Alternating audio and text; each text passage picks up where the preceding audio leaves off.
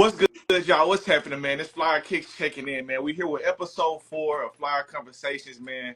Got a special guest in the building. We got everybody's man, the GOAT, Professor Schooler, man. How you doing today, bro? What's good, man? What's happening, dog? I'm doing good, man. Blessed, thankful, all that good shit, man. Doing all right? Yeah, man, I'm good, bro. I gotta say that I appreciate you for jumping on, man. I know you busy, everybody busy. We got real life going on, bro. But I appreciate you taking time to get on here and just talk about something that we both love, man. I'm glad I caught the DM, fam, because you know the DM be crazy. And I clicked on you, and I'm like, man, I'm so glad I clicked on it because I'm like, I be missing shit. I'm glad I didn't miss this. You feel me? So they ain't nothing but the Lord, man. You know what I'm saying? Straight up. I appreciate it, man. But sure, man. Before we get into any of the sneakers and any of the stuff that we love, but at the end of the day, it's not really important, bro. I just want to do a mental check-in with you, bro. See how you doing, how the family doing, how real life going for you right now, bro. Man, real life has been wonderful lately, man. You know, definitely got better for me personally. You know what I'm saying? Last year was a crazy year. You know what I'm saying? I lost my brother in 23. Got kind of rocky from there. But, you know, now stuff's starting to kind of iron out. You know what I'm saying?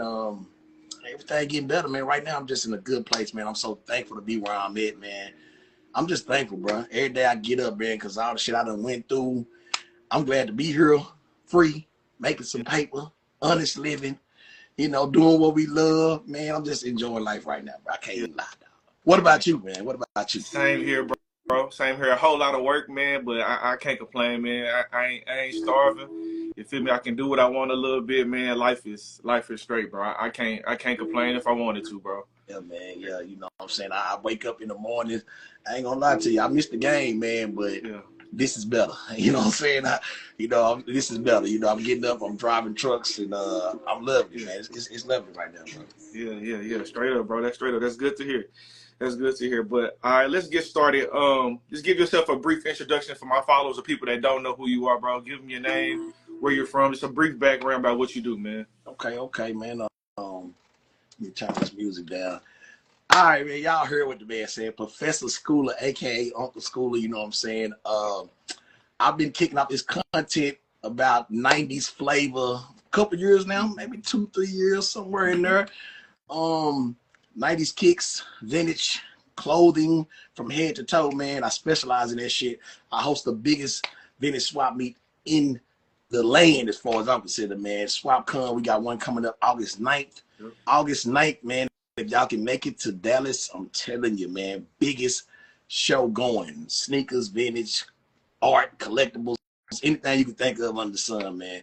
I'm a part of that, man. I'm a part of just this whole community, this whole sneaker community, this whole vintage community. We do a lot of stuff. We have the kids in the community, man. We're doing a lot of stuff. I'm happy to be a part of it.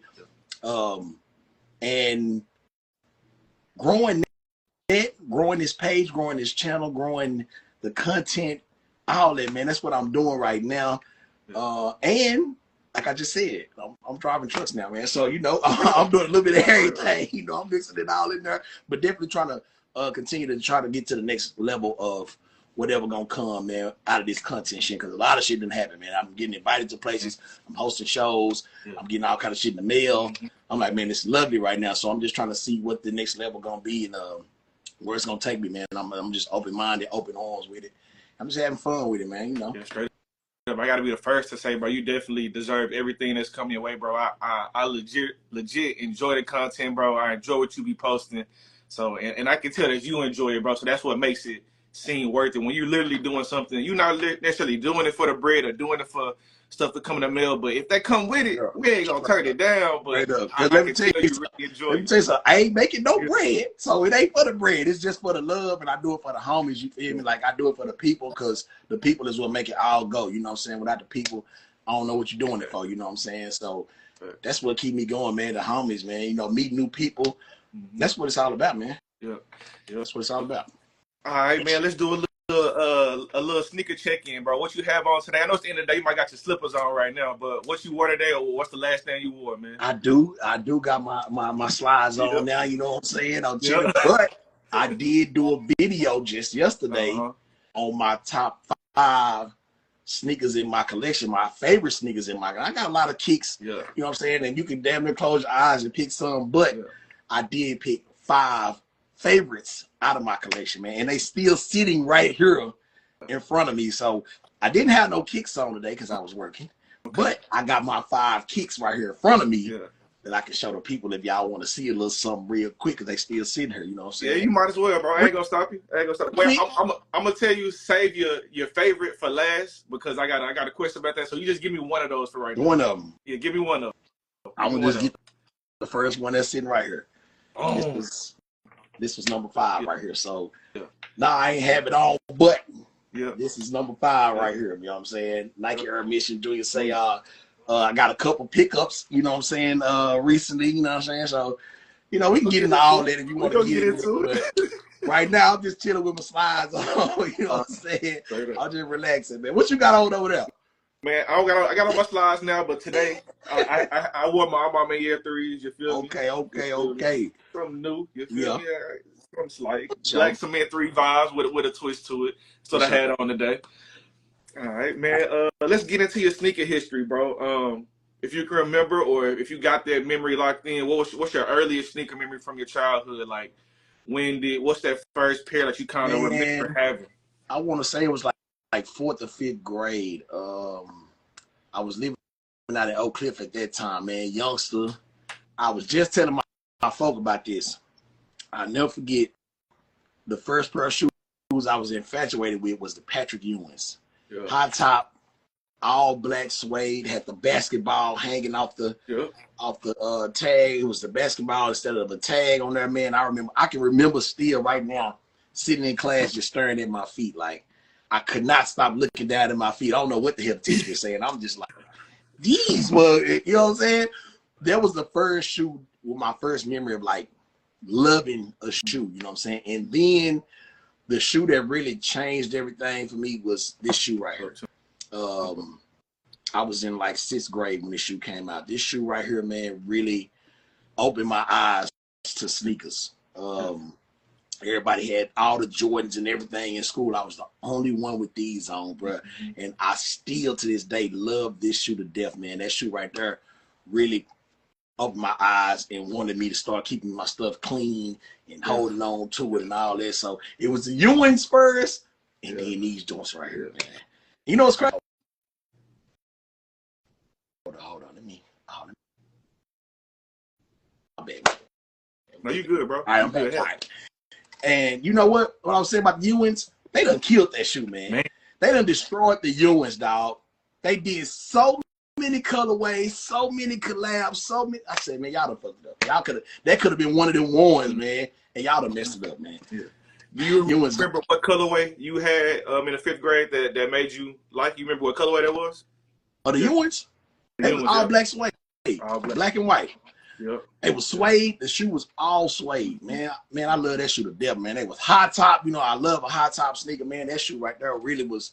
I was like, these are some clean ass shoes. And that basketball that used to dangle off the side, that was the thing that put the icing on the cake. I'm just like, bruh, they was crazy, man. I looked at that shoe. I wore that shoe on. I wore that shoe to death, man.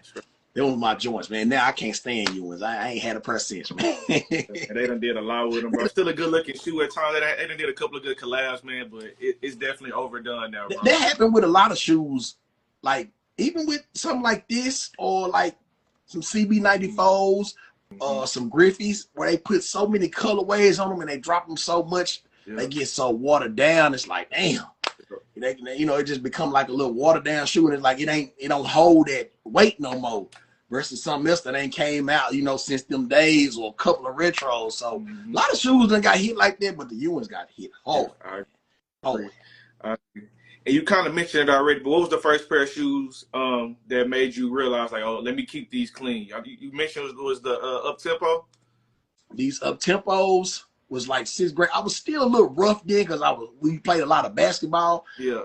When I got to like middle school, I got into more of the casual shit. So I was wearing a lot of like polo collar shirts with like K-Swiss, like fresh white K-Swiss with the fat laces.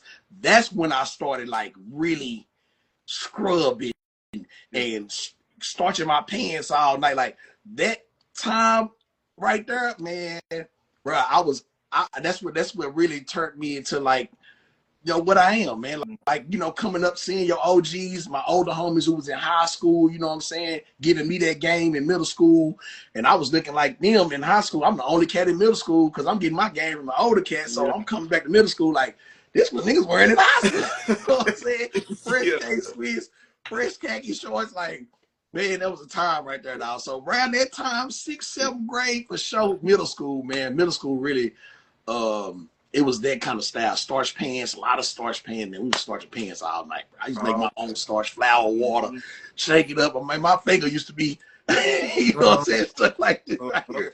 Was spraying all night, man. But right around that time for sure, man, I really just started, you know, really getting into details.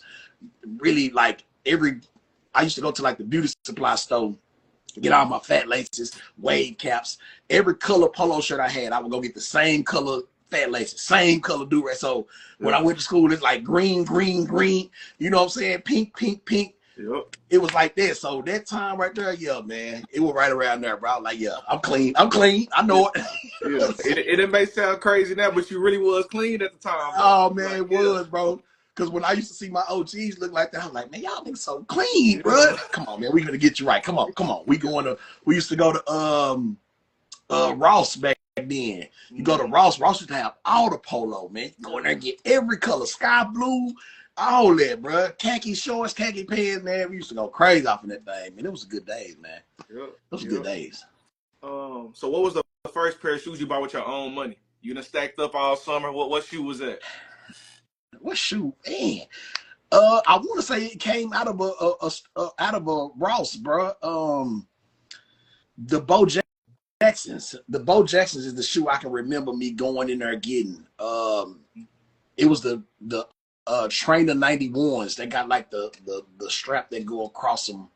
It was in black and white colorway. And my brother used to go with me, and he was in a whole nother school too. So I would take him with me and do what my OGs was doing for me with him, and take him in there and go get some Bows and Dion's. But the Bo Jacksons, the Trainer 91s, that's the first shoe I can remember me going to get.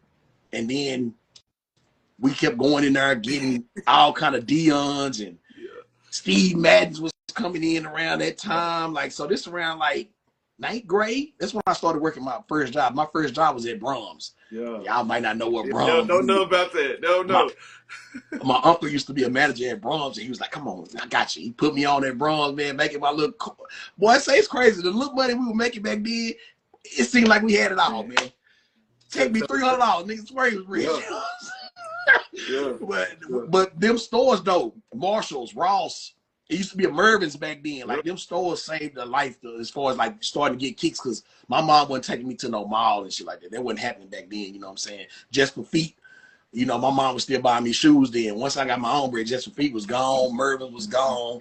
So I wasn't going to the mall then. We would just ride our bikes to Ross and go get some Nikes or some Reeboks or whatever, you know what I'm saying? So yeah, man, that was some good days right there, man. All right, man. So you just kind of touched on it a little bit, talked about moms, but how was it getting shoes growing up? Was it mama getting stuff? Was it one shoe per semester, a black shoe, white shoe? How did that work? Now that I do this kind of stuff, bro, my mom, we talk and laugh about this. I'm the oldest, and then I got my middle brother and my youngest brother. So my mom used to, it's crazy how she used to do me. I was the oldest, but I had the biggest feet, so I couldn't get the, you know what I'm saying? I couldn't get the main shoe. You know what I'm saying? That was few in between. You know what I'm saying? When I got these, I was in 6th grade, so my feet was still kind of small, you know, still growing. But middle school, kind of like that, you know what I'm saying? Like, she would just come home with random shoes. I'll never forget, bro. 8th grade, I was going to the 9th grade. She used to just come home with shoes. She would just come home with 3 shoes. Everybody got one. My brother, he got the Worm Indestructs. My other brother got some crazy shoes. Here I come with some Reeboks. They ain't nobody's shoes. They just some regular ass Reeboks. You know, they just, I'm like, why you get them? I'm like, you know what? Don't you go nowhere else and buy no more shoes. I mean, the last time she did that, bro, I'll never forget. 8th grade, going to 9th grade, she came home with some all black Air Force Ones. Now, at this time, we didn't know about Air Force Ones like that. We didn't know. We were still youngsters. We were still into what we was into. And I never forget, bro, she came home with them all black Air Force Ones. I was like, who are these? She was like, these yours. I'm like, man, I'm not wearing them. Like, them work shoes. They look like work shoes back then. They, you know what I'm saying? I'm like, I don't want them. I wanted the Nikes. I don't want them. She was like, boy, these are my mama. Oh, man, we used to wear these. Da, da, da, da. I'm like, I don't want them. And I'll bullshit you not. First day of 9th grade, them bitches was everywhere. I was like, what the hell going on? Like, everybody had on Air Force Ones, a white or black. It was crazy. And I was like, I told her to take it back. She ended up taking it back. I can't remember what shoe I got when she took it. I think I got some Sauconys when she took them back. She had got me some Sauconys because I was heavy into Sauconys, Dadas. Back then, I was heavy into that casual look too. You know what I'm saying? So I took them Air Force Ones back, and I went to school. I said, damn, I probably should have kept them. You know what I'm saying? Like, but yeah, mom knew a little something, bro. Shoes, bro. It was so random, and it was fun. But then it was like, damn. When I see what my brothers got, I'm like, damn, like you could have got me to that. You know what I'm saying? So it was a roller coaster with moms getting shoes. Unless we went to Just for Feet. That's when she took us with her, and we could look at the wall, get one shoe. We go play basketball, shoot some hoops. While we get to pick one. Man, it was the times, man. Boy, we used to just be sweating so hard, hooping. We did a hoop, ripped our shirt, everything, man. Me and my brothers, man. But, man, there was a time, bro, when you could only get one shoe. That time was so special. It was so important when you could only get one shoe. And it's like you just looking at that wall, and mama like, all right, you can't get none of them over there. You might well come on down. And that's where the takedowns came in and crucial, because it's like, back then, though, the takedowns was the cheaper version of, you know, the main shoe. And it's like, oh, man, you don't want to get the cheap version. You want to get the penny one. You don't want the air up. So it's like, them times, man, it was fun. They was fun. Mom was good with it. She did the best she could, man. My mom, she showed mad love, man. She did her thing back then, man. Straight up, man. Shout out my mom. She knew a little something with the Air Force Ones, bro. You weren't listening. Mama knew something.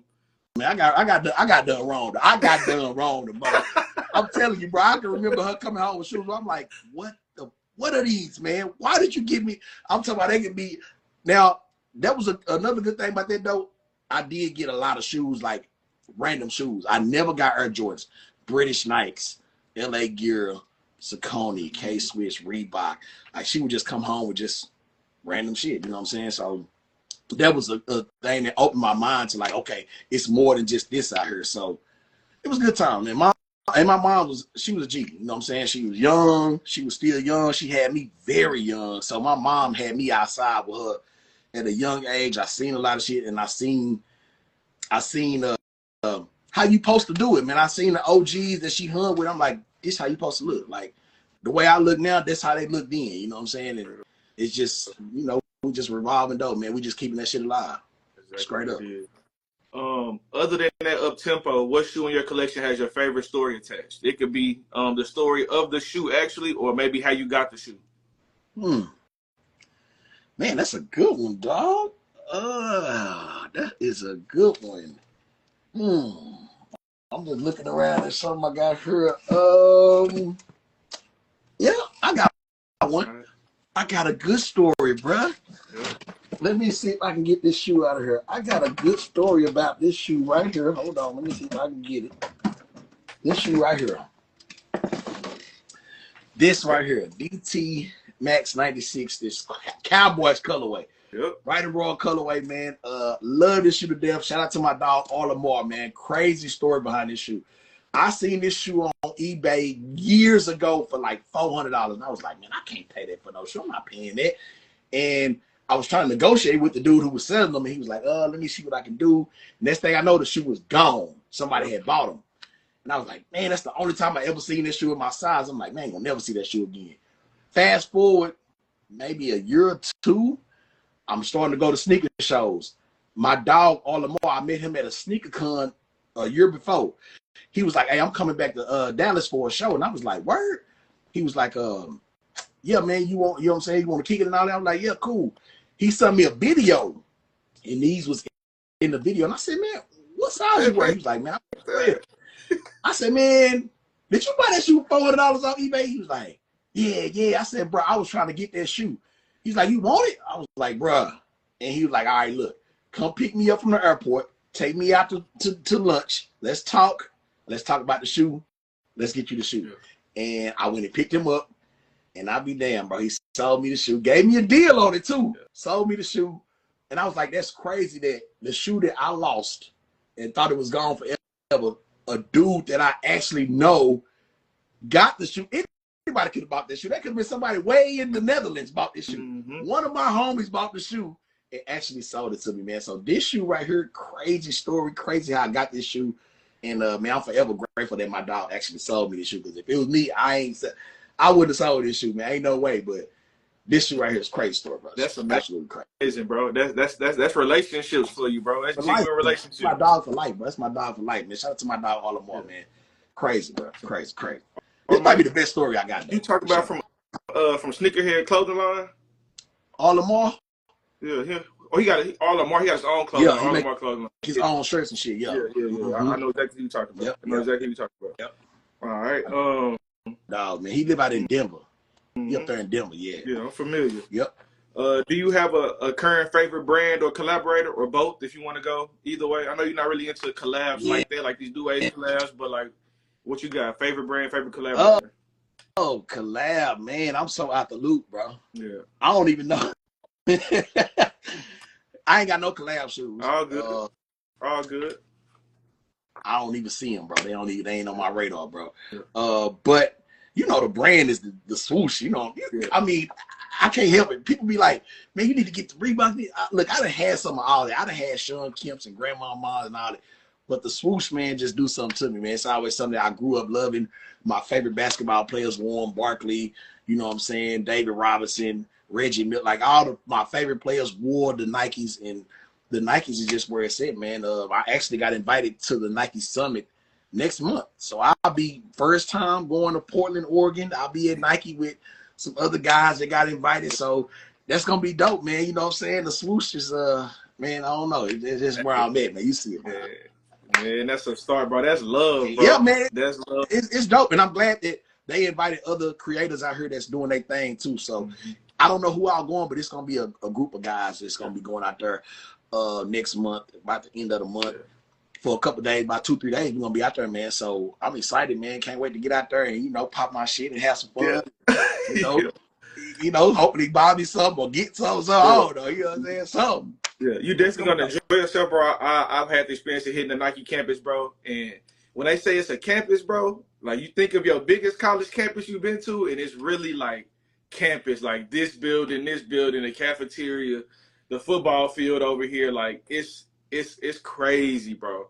It's really crazy, bro. You gonna enjoy it, bro. And you know, I never thought about going out there. I don't travel. I don't like flying. So it's not something I ever thought about going to, even though people are like, man, you need to go out there and all that. I got homies that go, and every year they got friends out there that live in Portland and all that, and they come back and show me videos and pictures. And I'm like, that's cool, you know, but I never thought about going. Like, I'm like, I ain't, you know, it just never crossed my mind. And then this opportunity came where they hit me up and it was like, hey, we want you to come out here. I'm like, holy shit, like what?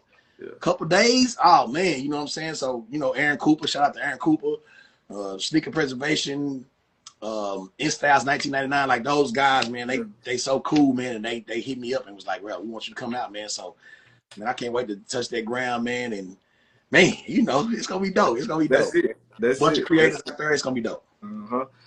I know you go on. I know you can go on and on for days with this question, bro. So I'm gonna just ask for two, like underrated or overlooked models, that deserve more attention today.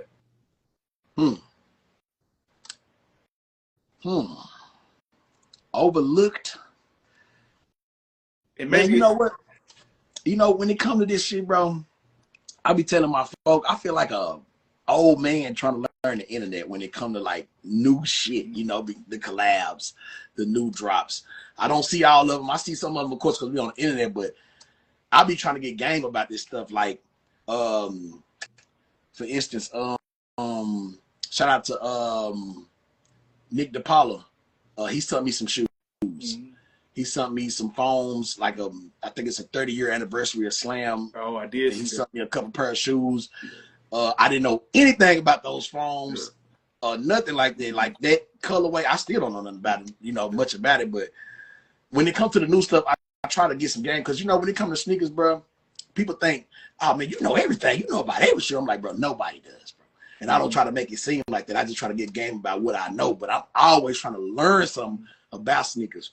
So when it comes to overrated and underrated, I always say what's underrated is the shit that I like, because it's not popular. Yeah.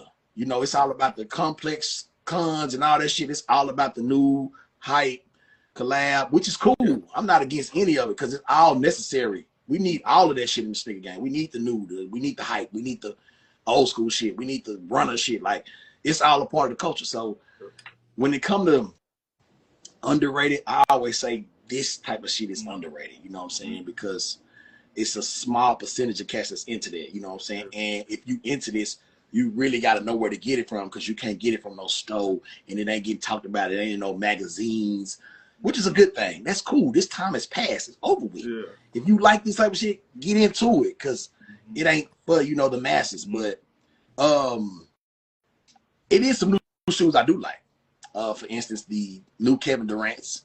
I like those joints. Yeah. The new Ja Morant's. I like them. I like the Hardens, the AEs. You know, I like some of these new shoes.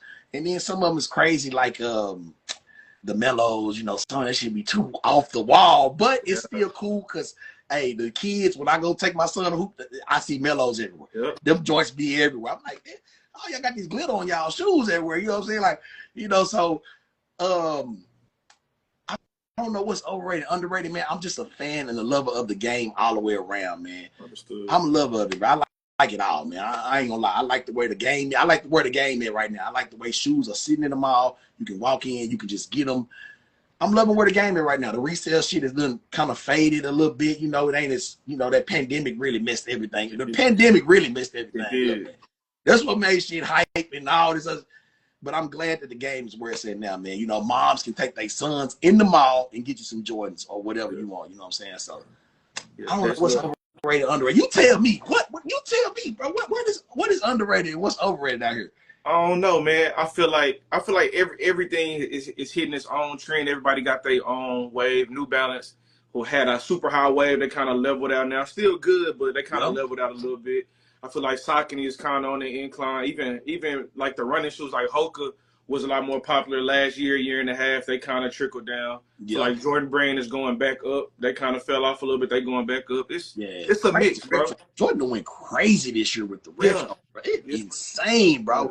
It's insane, man. Even like my daughter, the last shoe I bought her was some Asics. And I was like, damn, you know, I ain't even heard people talk about Asics like that no more. Like, y'all was going crazy over them joints a little while ago now, you know what I'm saying? It been kind of cooled off a little bit, but I was telling one of my homies that there was he a reseller, and he was like, oh man, the runners ain't gonna never die. This trend ain't gonna never die. I said, bro, every trend die. It got to happen. It came in fast, it's gonna leave fast. That's how that shit go. You blow quick, it's just go quick for you to come down, you know what I'm saying? So, you know, it is what it is, man. I'm all for it though. I'm all for it. That's why I bought her the shoes. She's like, you don't like it? I'm like, they cool.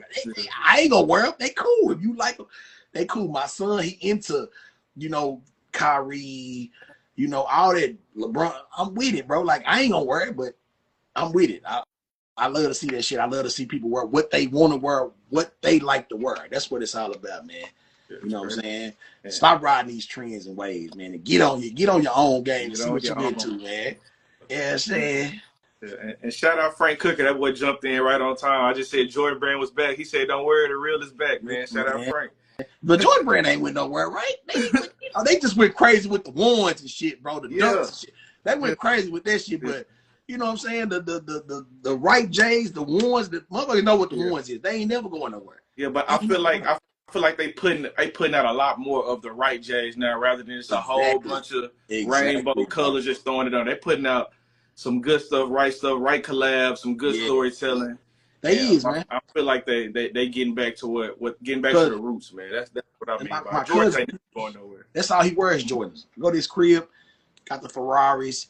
He got these, you know, even from last year with some of them. I think he put out them Cherry 12. I'm like, damn, nobody talked about them. Like, I ain't even seen nobody with them. He put them out. Like, damn, I forgot them even dropped. The playoff 8s had dropped. And, you know, even now with the great 5s, you know, I'm like, damn, you know what I'm saying? Like, Jordan really been coming with it. Now, on the same thing with Jordan. Is Jordan do you think Jordan gonna ever stop making new shoes?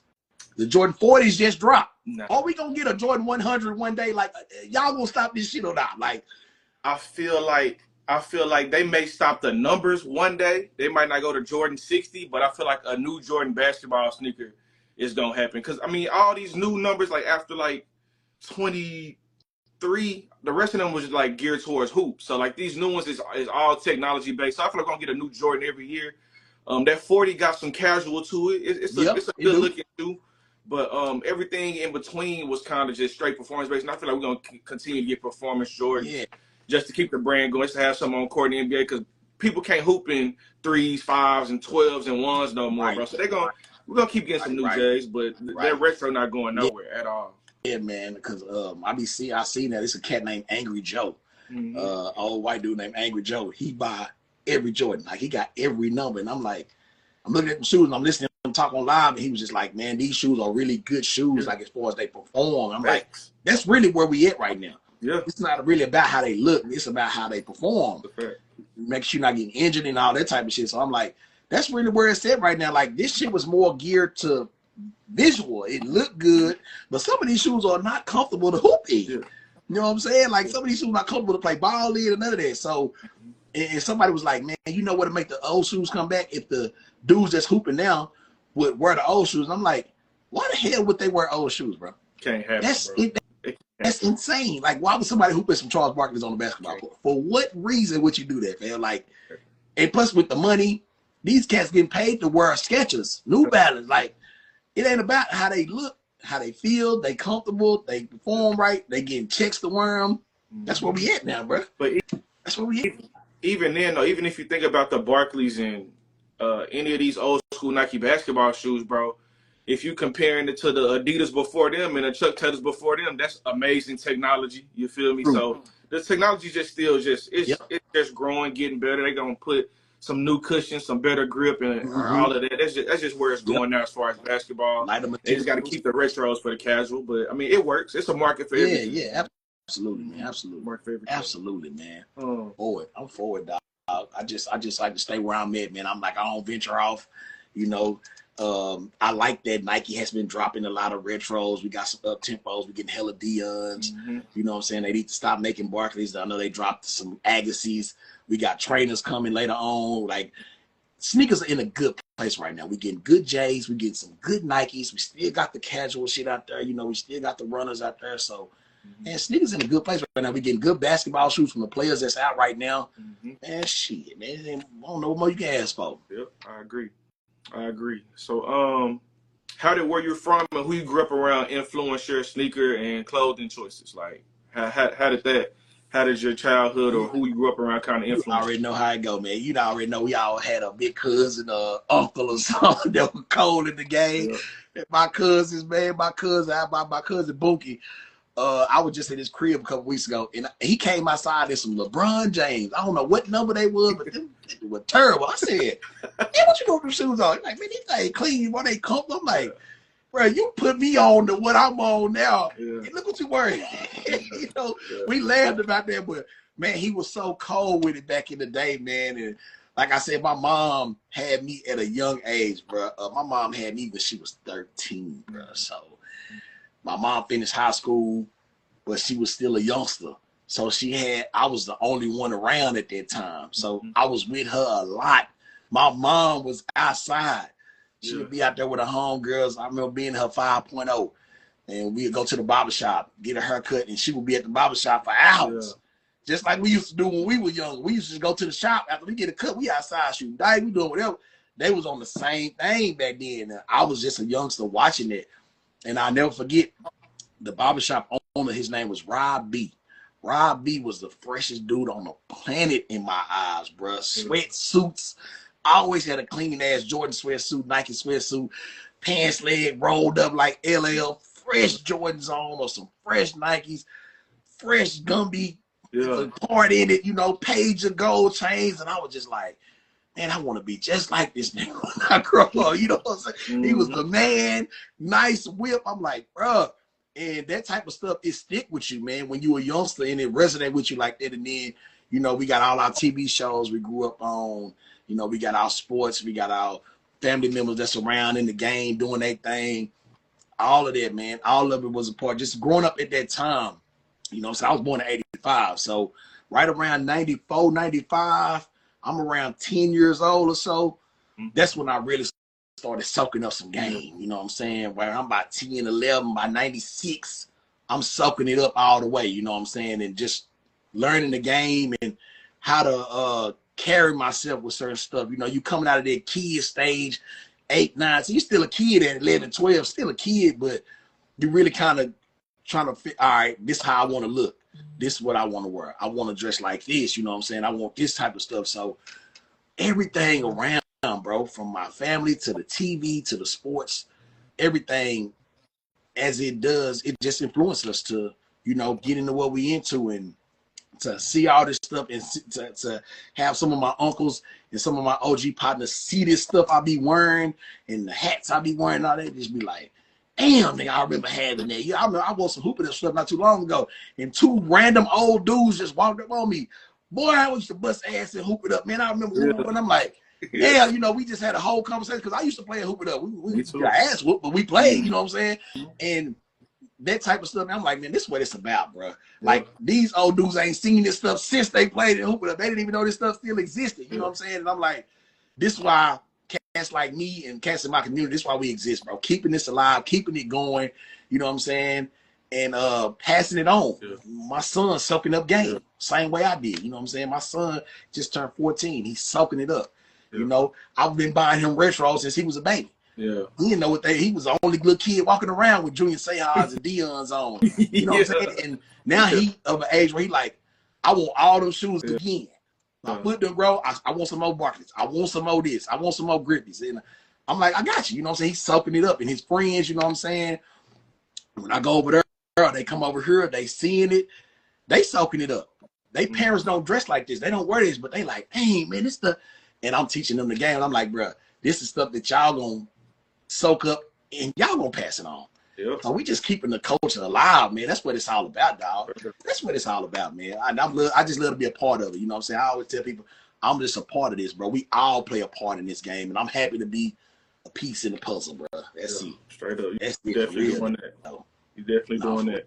Man, we all bro. How do you think these brands have been handling retro releases? Like, do you like the small tweaks and like the reimagined, or like, do you want them to like stay as original as possible? Do you like when they add the tweaks to the Barclays and stuff like that and make you add to get this one? They got the white part instead of black. Like, how you feel about the retro? Right. Yeah, it's cool. I mean, I ain't mad at it. You know what I'm saying? Like, I ain't mad at it. Some people be going overboard with it. You know, that age look not my thing, but when you got old shoes, you got shoes that look age. So I mean, it is a part of the game. But I ain't mad at it, man. Where we at right now? Some of it's like, you know, it ain't gonna never be the same, no matter what. You know what I'm saying? You get some Jordan 10s from the 90s to now, you know what I'm saying? You know it ain't gonna be the same, but I'm not one of those sticklers. Oh, man, this and that, bruh. The shoe is the shoe. You know what I'm saying? The shoe don't make you, you make the shoe. You can give me this shoe with a toe cap or without the toe cap. I'm gonna still come out hard with them. It don't matter, you know, because I see the 10s coming with toe cap, a lot of cats crying, all this and that, bruh.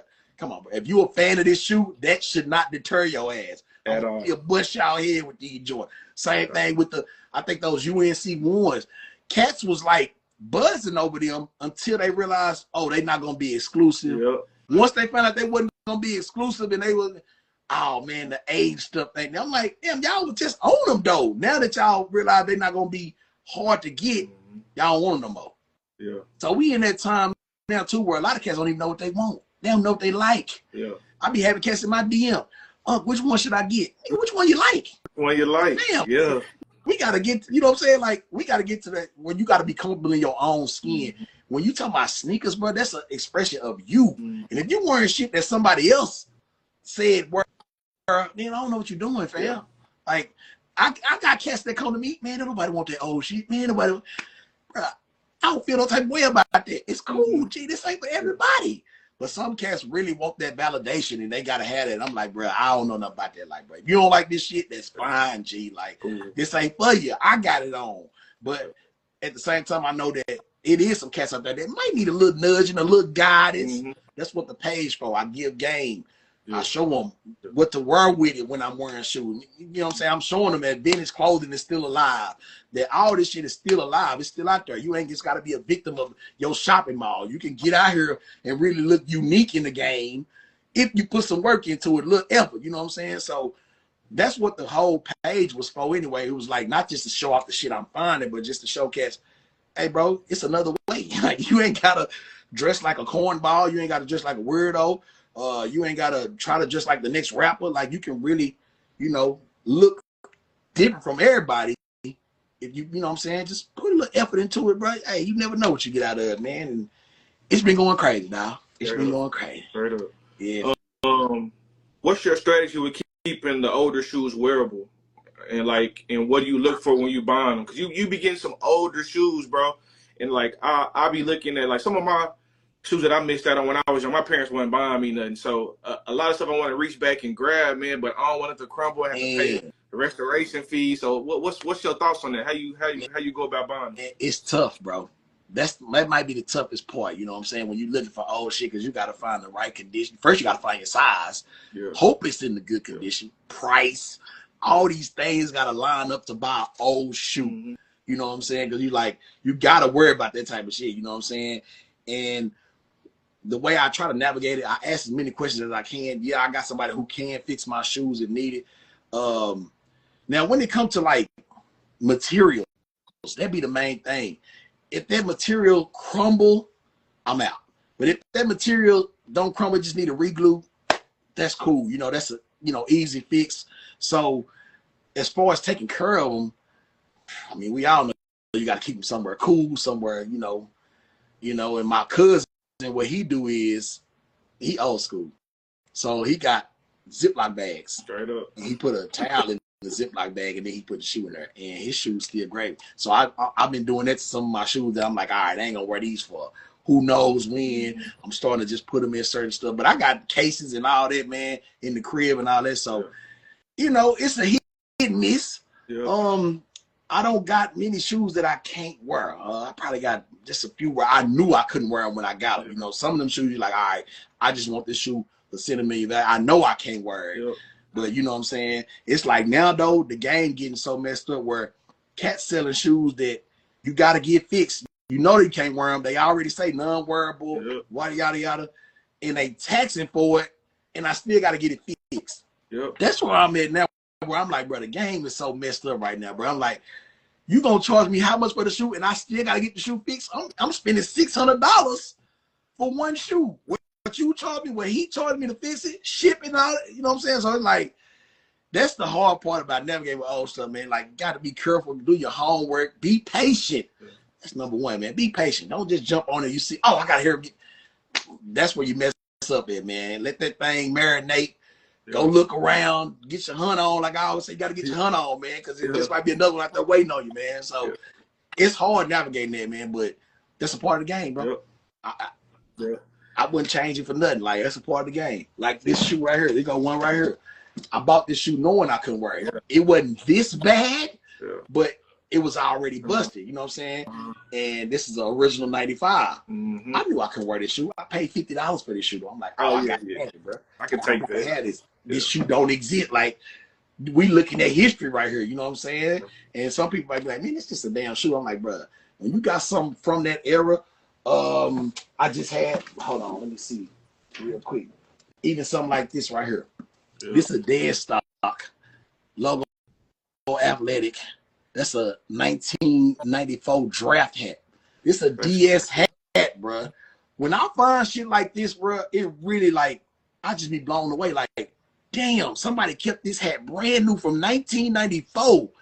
All these years have passed and it end up in my hands. Like, man, that's what the game, bro. I love this shit, bro. I love it, man. I love it, dog. I love it. That's just the way the game is, man. And finding shit like that, OG shit, ain't nothing better, bro. Ain't nothing better than that, dog. All right. All right. So I got one more sneaker question for you for now. We're gonna jump into some other topics. If you had free range at any brand to collab and make your own shoe, what model would you pick and what would it look like? What? Come on, man. Nike Air Muscle Max. I know some of y'all might not know what that is. Yeah. I'm gonna send my dog a picture of them though. Okay. Nike Air Muscle Max. That's like 96, I believe. Nike Air Muscle Max. Man, it's so many Nike models that I would have loved. I'm like, bruh, like, oh my God, if they would give me a shoe, let me put a colorway on that thing. Yeah. Man, you know what I'm saying? So it's the swoosh for me, bro. Yeah. Give me a Muscle Max or like a Air Check or something like that, man. Or Air Adjust. Yeah. Anything like that. Oh man, I'm with it, dog. Like an up tempo. Like I had this shoe right here. Like an up tempo, a colorway like this with some suede on it, you know what I'm saying? I'll throw some purple on there and something like something like this right here. Like a corner ball, something like that. Man, I love that shoe, bro. Like, give me this shoe, let me do some more colors on it, man. Mm-hmm. Something like that, though. It'd be something like that. Something off the wall, you know what I'm saying? Something like that. What about you, though? What shoe would you do? Man, bro, I'm a simple dude, bro. My favorite shoe is really the black metallic 5, bro, and the red one. Two simple shoes to make. But I don't know if you ever noticed these Doernbecher 5s, bro. This is probably my favorite shoe of all time, bro. Let's see, man. Doernbecher 5, bro. Patent leather. Got the UV wording going all the way across, Okay. bro. The joint glow in the dark. You don't see patent on a 5. I don't know. I think I would do a Jordan 5, some kind of remix of a black metallic. I'm a simple dude, bro, but I would remix a black metallic 5 somehow, some way. I know, but like you said, somehow, some way, it ain't much you can do to a metallic 5. I know. They already tough. I know. Like they is. I know, man. I know, but that's what I love, man. That's what I love. My favorite shoe, bro. Yeah. I got every iteration. No matter how this shoe come out, I'm a buy it. I got 2011s, 2016s. I got the 2025. I got the off-white. I got no matter what this shoe look like I'm gonna get it. As long as it's close to a black metallic 5, that's my shoe. I got the Flyeerr, like whatever. That's my shoe, bro. Now let me ask you, why is that your shoe? What happened to make that your shoe? Man, I got the 2011 pair, bro. I just moved to Houston in August. I was chilling at my brother and them crib. I had a kickback at their crib, little pregame kickback. We chilling. You feel me? We was leaving his crib to go to a party. So it's like 11:30. We literally stopped by this spot called the Athlete's Foot. I got the shoe at 11:30, 12 o'clock release, and went to the party. Like, that's just, and so I've been in Houston for like 4-5 days, bro. and that's what it was, bro. Literally lit leaving with the crib, stopped at the store, picked up the shoe. Cause one of my partners knew the girl that worked at it. My brother 2 years older than me, so he was already down here. They already made connections. One of my partners knew the girl that worked there. He didn't want the shoe. He got it. Well, he let me get his part he had on hold, and that's just been my shoe, bro. Man. That's my story for them, bro. I got every time it come out, like I gotta have it. Got it. Hey, this last one was good though. It was. It's probably the best one, bro. Yeah, I remember seeing it early. I was like, yeah. They did right. Yeah, they did right. They did right with the lessons for sure. Mm-hmm. Even with the olives, man, they did right with the olives too. A lot of cats were like, no, I'm like, that was a good one. I got the 2012 olives. I still want the new ones. I still want that new pair. You can't never go wrong with a fresh pair, bro. Never go wrong with a fresh pair. I need that. That's my favorite Jordan of all time, the olive 9s. I only got 4 pair of Jordans in my collection. I'm not a Jordan cat, you know what I'm saying? But the olive 9 is my favorite Jordan of all time. I got some steel 10s. I got the Bordeaux 7s. And I got the Aqua 8s. Them my 4 J's. Them good ones. And you made it count, though. Like, you made it give forward. Man, I probably wear each one of them once a year, maybe, you know, just to let them get outside. But the olive 9s, I don't play no games. As soon as I walk through my door, they coming right off my feet. Like, I got to pick them out, put them back up, you know what I'm saying? Put them back up. I paid for them joints. I'd have had them for that's 2012. I got them in like 15 or something like that. I paid a good penny for them, bro. And good shooter. Yeah, them my joints right there. All right, let's talk a little vintage, man. How long have you been into vintage? How long you been a connoisseur of this vintage game, bro? Like, when did that kind of start for you? When did it click? I say when it really took out, bro, like the same time, about 15, somewhere around there. Yeah. I didn't know that it was a vintage market or anything like that at the time. So I was just getting pieces here and there. I used to thrift for my granny back in the Gap. Yeah. So that's what really got me, you know, finding little jackets here and there. It was so spotted out back then. And then around that time, thrift stores was just shit in thrift stores back then. Now it's not, you know what I'm saying? Now the thrift stores own to the game. Now they taxing or they got people that they holding shit for. But back in that, you know, that like 15 or so, you could just go in there and find some shit. So, and then I say about 17 is when I found the Bennett swap meet. Yeah. My kinfolk Greg, he had a bunch of vintage shorts and shit, like old basketball shorts, Phoenix Suns short on. Like, I'm like, damn. And he was like, man, come over here, check these shorts out, bro. You probably can fit them. If you can have them. And I couldn't fit them. I was like, man, they're too small. He was like, it's a vintage store around the corner from your crib. And I was like, word? I had just moved to Mesquite. Yeah. And he was like, yeah, just go over there. Here go the store. Boom. I go over there. First vintage store I ever been in. I didn't even know that shit was a thing. Like, I was so behind. I'm like, damn. I've been finding my shit the hard way, you know, on eBay or some shit like that. But like actually having it in your face right here, I was like, damn, I didn't even know it was stores like that. And I went in that store called Casa Vintage. Went in the store, they had a big ass poster on the wall that said DFW Vintage Swap Meet on this day. And I was like, man, what's this right here? He's like, oh man, it's a market we have. It'd be a bunch of different vendors. I was like, word? Man, I pulled up to that place my first time. It was 2017. I walked in that building, bro, and when I say you the smell of old shit hit me, and when it hit me, I was like, I'm home. Like, I knew it. I was like, holy shit, like these people into this shit, like it blew my mind. And there was probably like 50 vendors in there. It was small. It was in a small little ballroom, and I'm like, and I don't know how much shit I bought that day, bro. I bought, you know, shit was cheap then too. You know what I'm saying? I bought so much shit, hats, and I mean, I was just getting shit. And I remember coming home and looking at all that shit, and I met the dude who owned the swap meet. It was a little Asian cat. I was like, damn, I thought it was a black dude that ran this. Little Asian cat. We hit it off. We talked. You know, we got to kicking it. I went to another one. He's like, damn, man, you get a lot of love in here, bro. Like, damn, you know, I was buying from everybody. You know, back then I was in the game, so I was just coming in there just boom, boom, boom, boom, boom. You know what I'm saying? So everybody just tapping in with me. And then he was like, hey, come to my crib, come chill with me. I go chill with him. He's like, hey, bro, maybe you want to get on the mic. Maybe you can just talk to the people, whatever. And I'm like, oh, shit, I don't know nothing about all that. And he kind of just threw me in there like, bro, these people rock with you, bro. Just go on, be yourself, do your thing, dude. And I said that was around like 19, something like that. And then, man, it really took out there. I was like, damn, like, it just went crazy, bro. So this whole vintage thing, I'm so, it's like I was there when it was cheap. I could find it. And now it's kind of different because everybody kind of get, I ain't gonna say everybody, but vintage done, you know, it done went up now. Prices done went up. Shit harder to find. Thrift stores don't got the heat no more. You know what I'm saying? And even online, eBay and all that shit, they done, you know, people are catching on to the shit. You know, you got stores that's like in the mall that's making like vintage looking shit, you know what I'm saying? Like a Rue 21, making rap tees and shit like this. Like, so the game done got a little shaky, but I'm here to let motherfuckers know it's still real. It's still a real deal out there, you know what I'm saying? You can still find authentic 90s pieces out here in the free world, at a show, at my show. You come to the Swap Con, you gonna see hella vintage. I mean, we gonna have like, the last one we had, we probably had almost 400 vendors.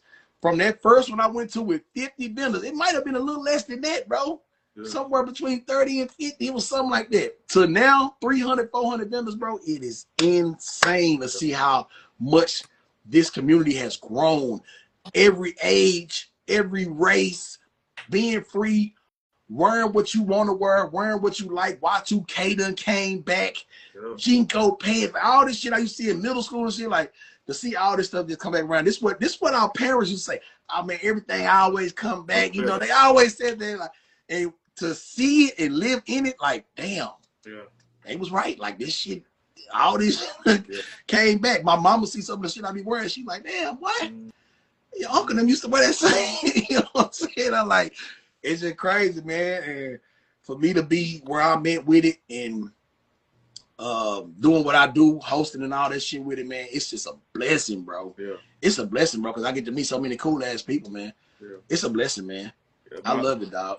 Yeah, my uncles and big cousins be telling me the same thing when they see me like collecting shoes like that and like selling shoes and stuff. Like, man, if I'd have kept my pair from 19, yeah. whatever, you feel me, I'd be rich by now. Like, man. Yeah, man, if you don't know then what you know now. Like, it don't work like that. Even selling shoes, like I'm like it's crazy that it's a thing. Yeah. I'm like, man, this shit we never thought of coming up. Like, man, we just hooped in our shoes, played football, throwback tackle. We didn't think about saving them and keeping them. And this will be a business one day to be able to make money selling shoes. And man, it's just, I'm like, it's just crazy to see it, man. But it's all like, this how it's supposed to be. Yeah. Like, this how it go. Like, evolve. And people seeing there's so many ways to make it legally. And I got youngsters now, 18, 19, 20. They selling shoes. They making money while they still in high school. Yeah. They making legal money. Yeah. Like, they ain't even thinking about going to college. They already got business plans. They already got a business. So I'm like, this shit is like, it's bigger than just shoes and clothes. Like, it's really opportunities. You know what I'm saying? It's a lifestyle, and people live off this shit now. So, man, it's just beautiful to see that, man. It's beautiful. I love it, dog. I love it. What was the first piece that you bought that kind of got you hooked? If you remember, like that first piece, it was like, that was that one. Yeah, it was actually a hat, bro. I ain't gonna lie to you. It was a hat. A hat. It was a Daytona 500 hat. I don't have that hat no more. I wish I still had it, man. I sold it a long time ago. But this was a Daytona 500 hat, man. That hat was so clean. Now, I'm not a NASCAR fan, you know what I'm saying? But NASCAR got some of the dopest vintage shit out there. Right. The shirts are big, bright, all over print, front, back. The hats, big cars racing across it was so bold and vibrant. I'm like, damn, like that shit was so hard. Chevy jackets and shit. So I went heavy with that, like in like 16 or so. I had a lot of NASCAR shit. The NASCAR shit really, like, I'm like, damn, like, black dudes ain't wearing this. Yeah. They don't wear this shit. You know what I'm saying? Like, we wearing, you know, sports shit, but I'm like, they're not wearing NASCAR shit. So the NASCAR shit was still kind of, you know, low. I'm like, man, I'm just gonna start getting it. So I started copying, but it was a NASCAR hat that really turned me up. And when I found that hat and I found a shirt accidentally to go with it, I was like, oh shit, like, hold on. And then I started just digging. I remember when I got my first Atlanta 96 hat. You know what I'm saying? I'm a big Atlanta 96 collector. I remember when I got my first 96 hat, bro, and I brought that hat home, and I was just sitting looking at that hat like, damn, it was a. I still got that hat. I still got that hat. I ain't gonna never let that one go. But I remember looking at the hat like, damn, this hat's so clean. I'm like, I ain't seen this logo in years. Like the Atlanta 96 with the torch and the 100. I'm like, I ain't seen it in so long. Let me see if I got a hat somewhere near me real quick.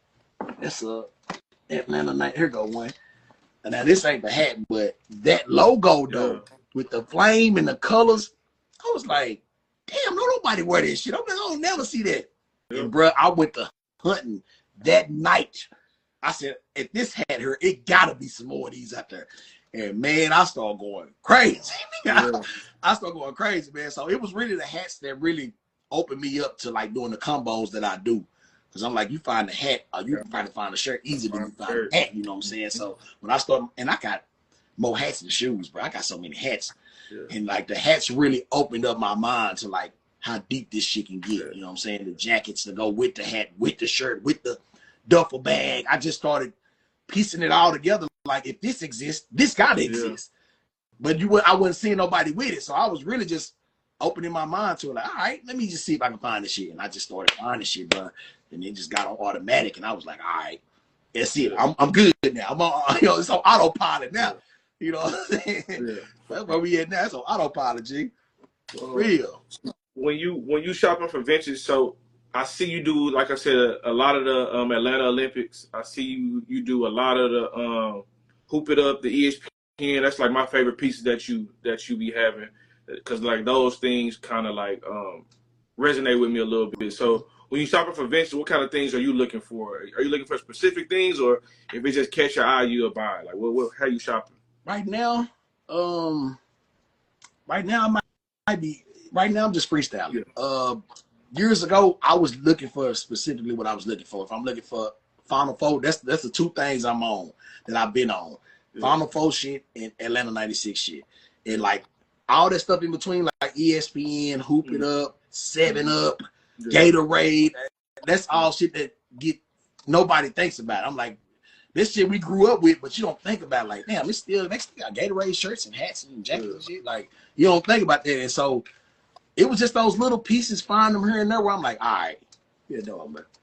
Yeah, leave it up. And I was like, all right, let me just see how deep the rabbit hole go, you know what I'm saying?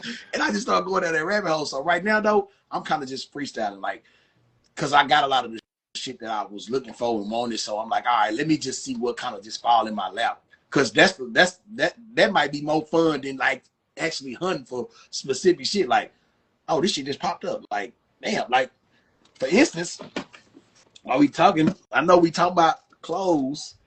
What was it? These right here. This 93. I just did a video on these not too long ago.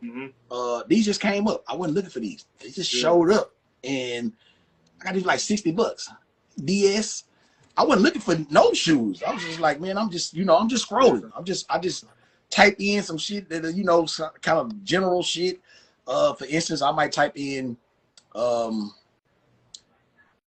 vintage 90s Nike, and I just hit search, and I just see what come up. Or if I'm looking for some clothes, I might just type in vintage Gatorade and just see what come up, and hats, jackets, bags, all that shit. So that's kind of what I be doing, and then I just let it fall in, ESPN shit. Nobody think about wearing no ESPN shit. I'm like, bro, nobody wear this type of shit, but it exists. It's out there, and somebody actually got it and selling it. So somebody like it, somebody wear it. You know what I'm saying? And I'm just one of them cats. I'm like, yeah, I want that. All right. Let's get into the content a little bit. How did Professor Schooler come to life, and like what does the name represent? I teach, bro. Okay. I teach about the game. I'm a teacher. I'm a professor. You know what I'm saying? I'm at the front of the class with the chalk writing on the No, man, but let me tell you something. That was like 2022. That was like 22 when I first did my first video, bro. I had tore my Achilles playing ball. I was stuck in the house. I had a boot on my foot. I couldn't do shit. So I had one foot, you know what I'm saying? And I was on TikTok. TikTok really what made me start doing videos, because when I got on TikTok, it was way more people than Instagram. I could see way more people. I could talk to way more people. And on the lives on there, you ain't got to have you go live on there, the world can see it, not just your followers. So I was like, damn, like I got on there and I was just scrolling. I'm like, I'm seeing all these collectors, but everybody had the same shit. I was seeing cats in lives, 4 or 5 cats in one live, and they also on the same shit. One dude to put out a Jordan whatever, a Jordan 11. All 4 of them put out Jordan 11. And I'm like, everybody got the same collection? Like, I don't collect none of that shit. I'm like, I wear everything else. But I didn't know how to make a video. I didn't know how to do that. So I was just like, my first videos was me just showing shit. I wasn't even talking. And I was like, and people was like, man, we want to see more shit. Like, we want to see more clothes. We want to see more this, more that. And I was like, all right. So what I did, I was like, all right, nobody's showing this shit. Nobody's highlighting this community, but they exist. Dudes that's into this shit, they out there. Maybe I can be the one to bring them out the woodworks. You know what I'm saying? That's what happened. Like, I started making these videos. Here come now. I knew y'all was out there. I ain't the only motherfucker that grew up in the 90s. I know y'all was out there, and now they start coming out. Oh, look at my collection. Look at my collection. I was like, all right, let me get some game about these shoes. Most people don't know this ain't Scottie Pippen's shoe, or most people don't know whatever about a shoe. You know what I'm saying? I'm like, you know what? I know this shit. Let me just start talking about it. And slowly, it was a little slow, because like I said, this shit is not popular. Even now, people be like, oh man, you should have 100,000, 300,000 followers. I'm like, bro, nobody into this shit like that. Like, if I was talking about Travis Scott and shit like that, oh yeah, I might have. You know what I'm saying? But I'm like, this type of shit, it's a niche, bro. Like, you gotta be that type of cat to even look at a video that I'm making. Or you gonna be like, what the fuck? I don't want to see no fucking old, up tempo. Like, I don't want to see that shit. You know what I'm saying? I want to see a collab or whatever. So I kept that in mind too. Like, don't be discouraged that your page growing slow, that you're not getting the, you know, whatever you think. Yeah, you think your shit super hard, but keep in mind, you just a speck in the game.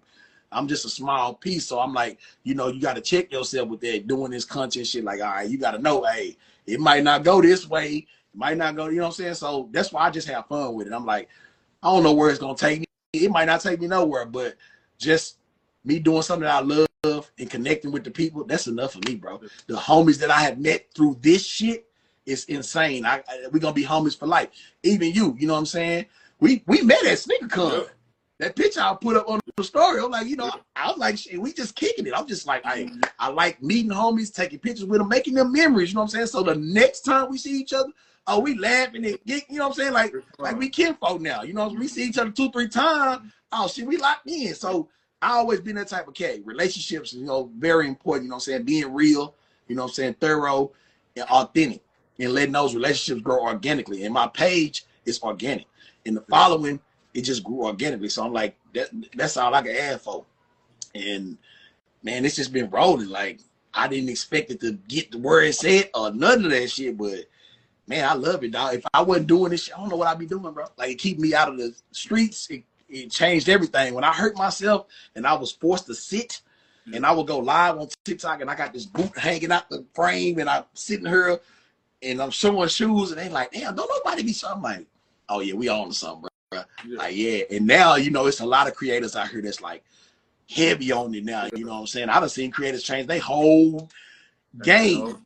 Talk about all J's and shit to this now. You know what I'm saying? I'm like, you know, this shit is this the golden era, bro. And it's, you know, it's dope. And I'm just, like I said, bro, I'm happy to be a part of this community. Yeah. And that's one thing I got to give you your flowers on, bro. So like, I really just love shoes. I love streetwear. Like, I love fresh stuff, bro. But like, so I was born in '93. I didn't start buying my own shoes till like 06, 07. So when I'm looking at, so my two favorite people to look at right now is probably your stuff, and you know Slick Mac, dude from Chicago. So y'all two are like my favorite two videos to watch. So I relate with him because he's got a lot of stuff that I've been interested in, but I couldn't get. But he got a crazy collection. That got some shit. Yeah, yeah. He got a crazy collection. But he got a lot of stuff that I already know about that I might not have seen in a while, but I know I couldn't get back then and stuff like that. When I'm looking at your page, I'm really learning. Like, I'm really a student of this shoe stuff, bro. I look at this stuff all day. When I look at your page, I'm really learning. So I'm learning that this shoe not this person's shoe, and they made a team Jordan version of this Nike or this Penny, and just stuff like that. Like, stuff I really be learning, bro. And stuff that I might have seen before, but didn't know the story on it. And but I just got to give your flowers on that. But you really be giving like game on that stuff, bro. I really enjoy it. Cause I'm a student. Like, I tell cats all the time, I still learn about sneakers from the '90s. Like, it don't stop. I was a kid then. I wasn't a grown man buying them shoes. Like, I remember when Angry Joe put up a post of his closet back in the night. It was insane, the shit he had in there. I'm like, this dude had every shoe you could think of, all the J's, all the Nike. I'm like, to be a grown up at that time is totally different from being a kid. Now I'm just, you know, bringing that back around. But I'm like, I'm still a student. I still learn. Every time I do a video, I'm damn near learning something from my research. Because even if I think I know something, I still fact check it. Like, all right, I know this, but let me just make sure that I ain't missing nothing else. You know, when I'm talking about takedowns and shit like that, like, nobody made videos about takedowns. Like, this shit that I thought about, I'm seeing like, okay, unique content, information. Like, I had a formula of, like, when I started doing the videos, okay, I look this way. I'm gonna look different. I'll talk a little different. What I'm showing you is different. It's dope. It's information. Like, all this shit, I'm like, all right, check. All right, let's start doing videos, nigga. And that's what I did. You know what I'm saying? I came up with a checklist, and I'm like, all right, when I check all these boxes, I'm ready to start recording and just let myself just flow out. So I'm still a student of the game. Still love learning, man. That's the best part about it. Doing research on some of these shoes that I find that I'm like, damn, this is a '92. Like, I don't know about no.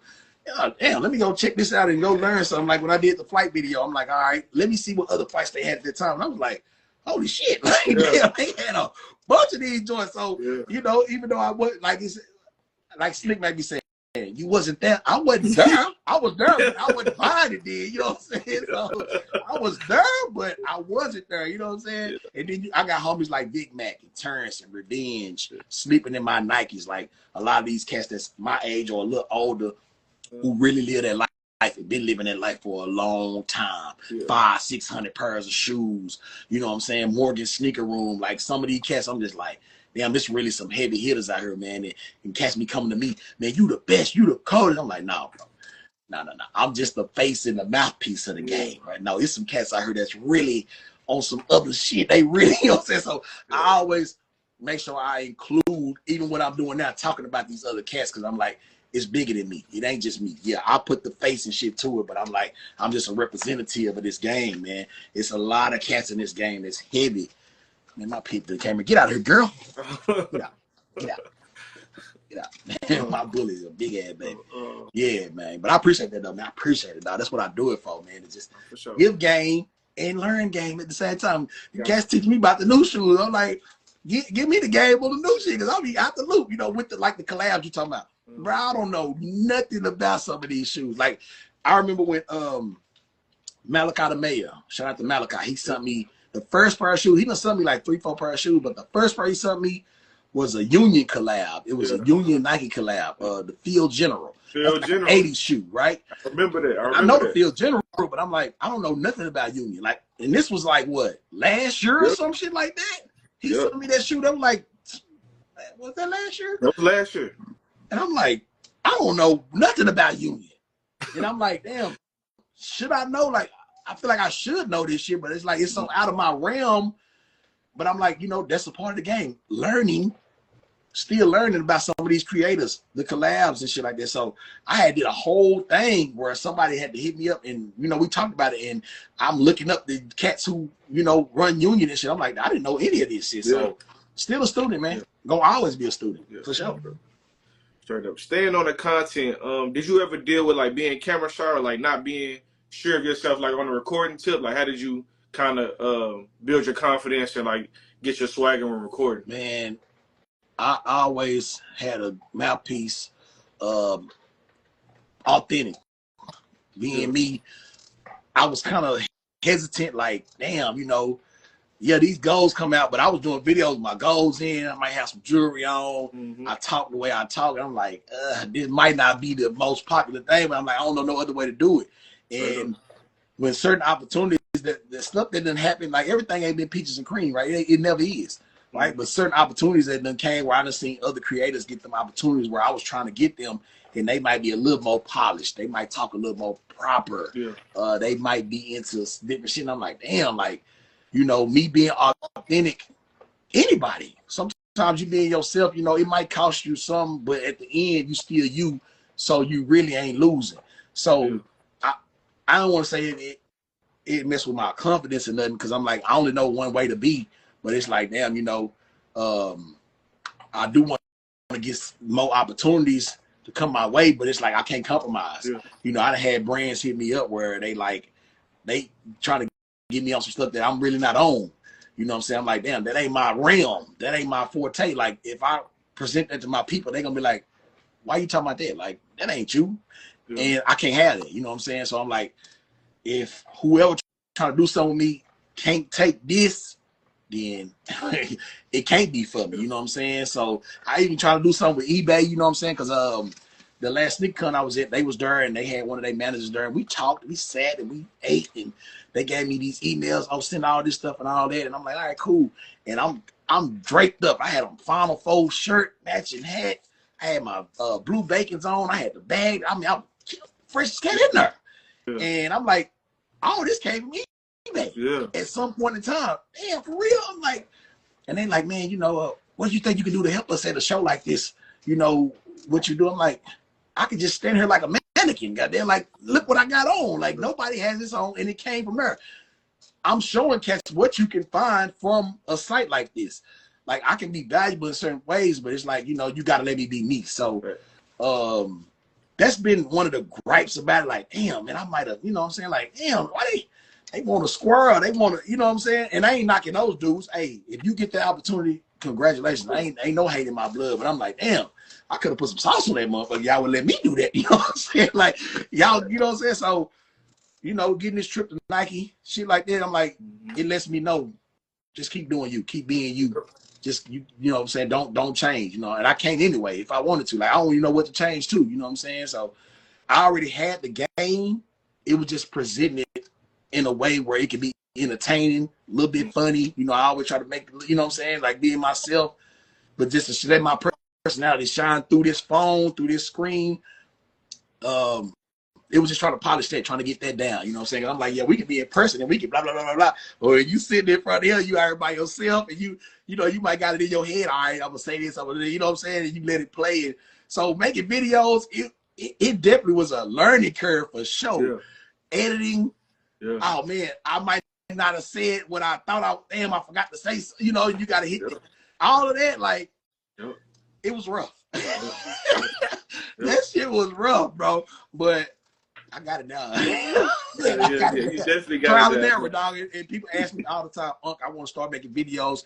I want, you know what I'm saying? I want to start doing this. I'm like, you got to be yourself, number one. Don't try to do what somebody else doing. You see my video, don't try to make a video like me. Don't do it like me. Do it like you, fam. Like, find yourself. Let yourself shine through. Be authentic and just do the shit.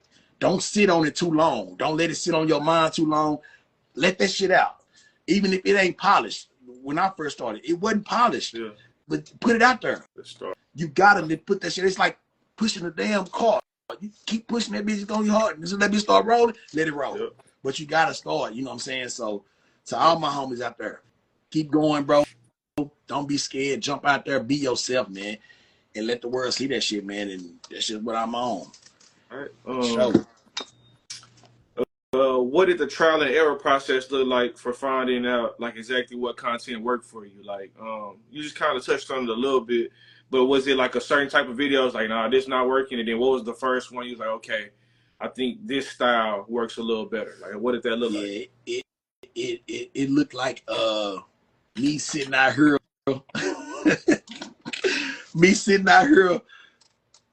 going back and forth with myself, because I'm like, you see these cats, you see a lot of creators out here, and it's like, I see this dude doing videos. I like his videos. I like his videos. I like it. I'm like, but they ain't me.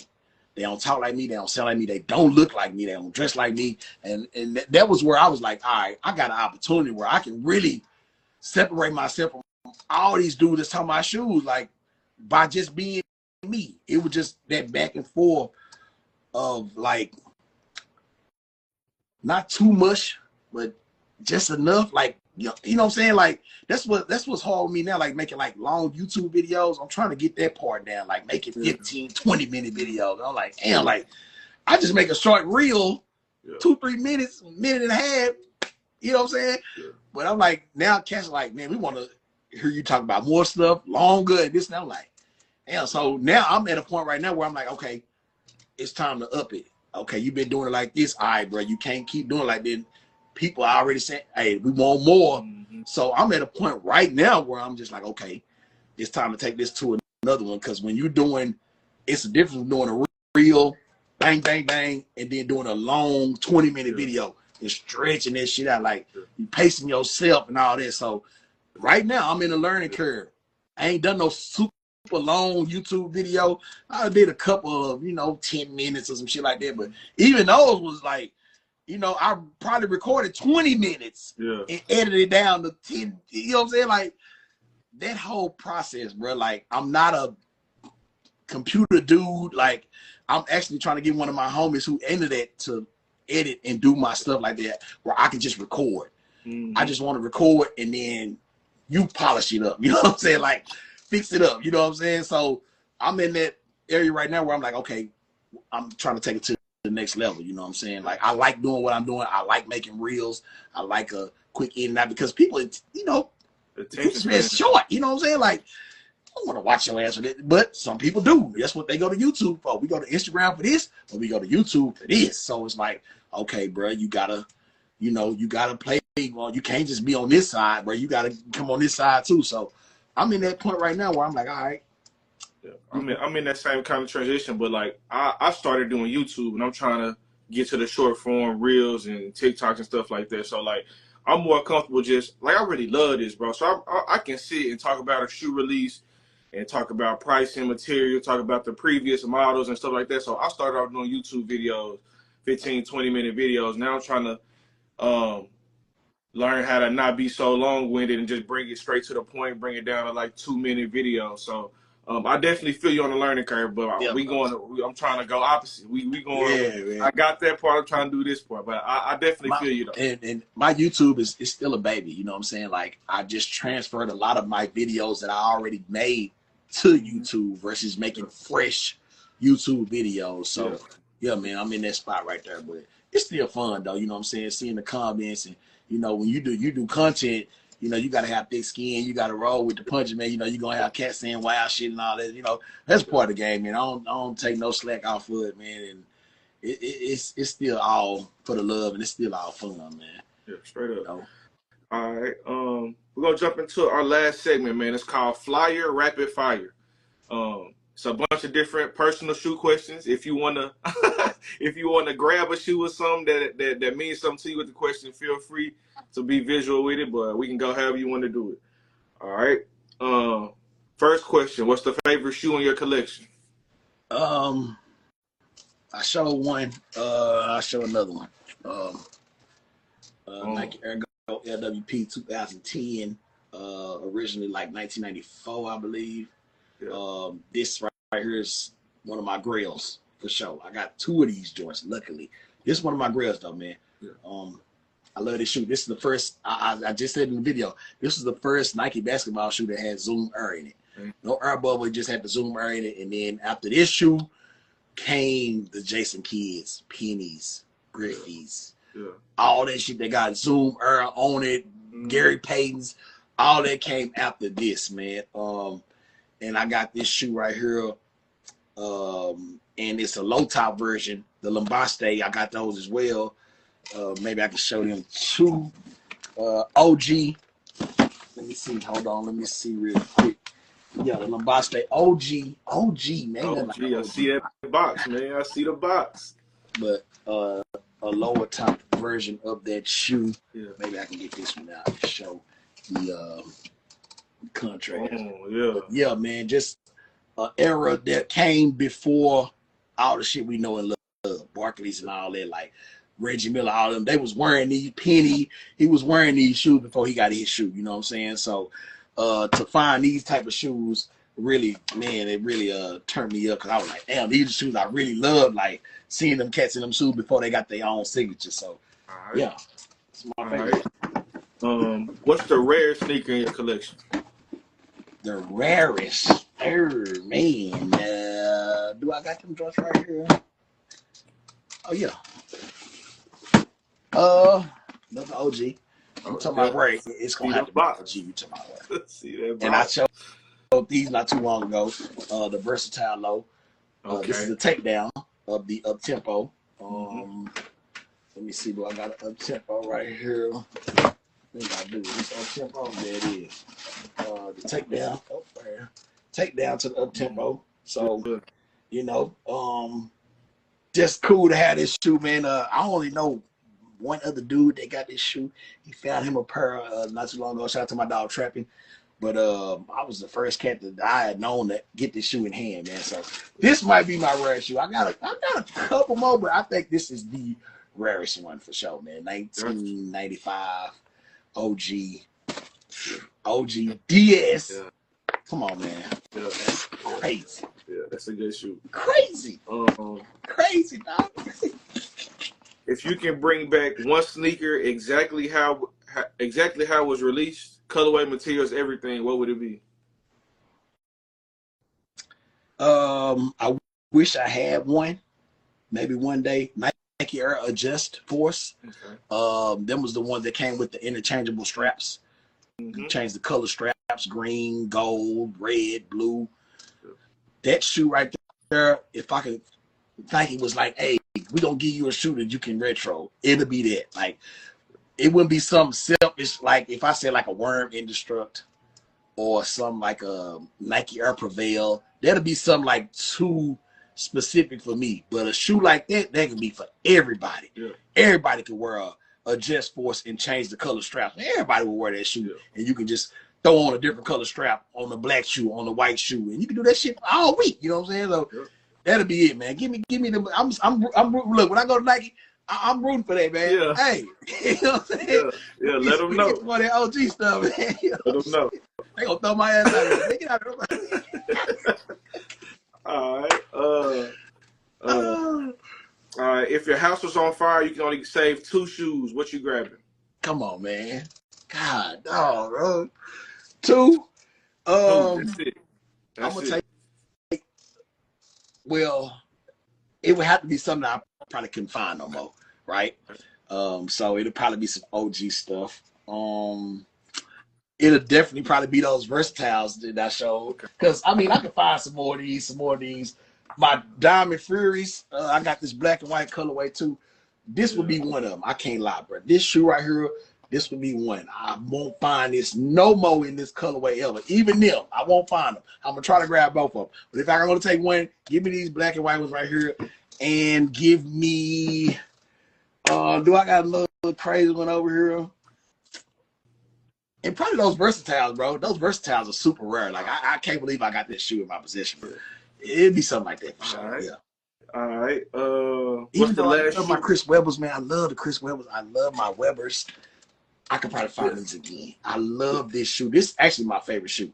Like the C Webbs is my favorite shoe. Like the Sensations, back in the day, nobody had these. They were super expensive. They was more than Jordans back then. That's why Chris Webber left Nike. Yeah. They had a second shoe already made for him, but he was so mad at this shoe, he left. Before he went to Dada, he went to Flyeerr, I believe. He had a Flyeerr shoe. Then he went to Dada and started making all that crazy ass shit. But this was his shoe, and it was too high. Nike was trying to sell shoes to like suburban kids and shit, and he hated that. Yeah. He was like, damn, ain't nobody buying my shoe. They're too high. They was too expensive. So nobody had these back then. You know what I'm saying? I think the only cat I seen with this shoe was on TV, and that was Marlon Wayans on an episode of the Wayne Brothers. He was the only one I ever seen outside of the NBA. Yeah. And even then, only a few cats wore them. Like Rasheed Wallace had some, Chris Webber had them. A lot of cats, this shoe was just shelved. Yeah. And I always been in love with this shoe. Simple, plain, but man, I love this shoe, man. But I'm gonna leave them. I'll find nothing. Take 2. What's the last shoe you picked up?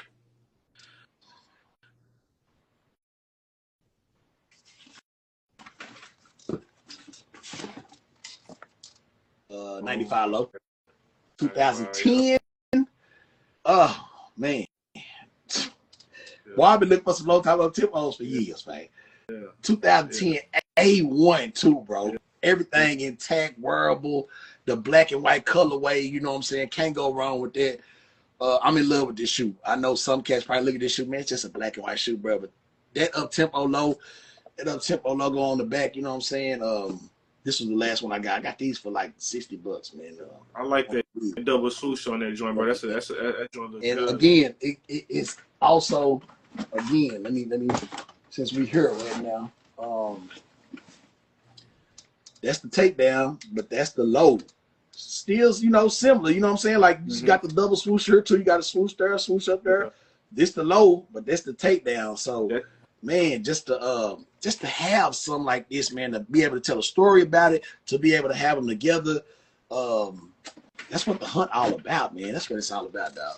Yeah, that takedown is a good one, bro. Yeah, that takedown is a good one, but this is my last pickup for sure. And then I had copped them flights right before that, but these right.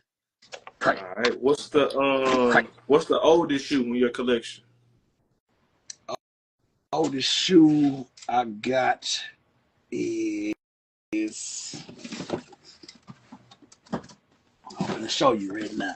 It's a 94. I got a couple of shoes from 94, but I'm gonna show you one that I'm dying to wear, and I'm gonna pull out real soon.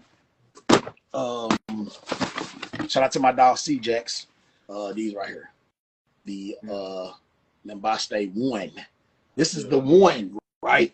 Let's do some game real quick, Flyeerr. Let's do some game real quick. This the 1, right? That's the 2, okay, right?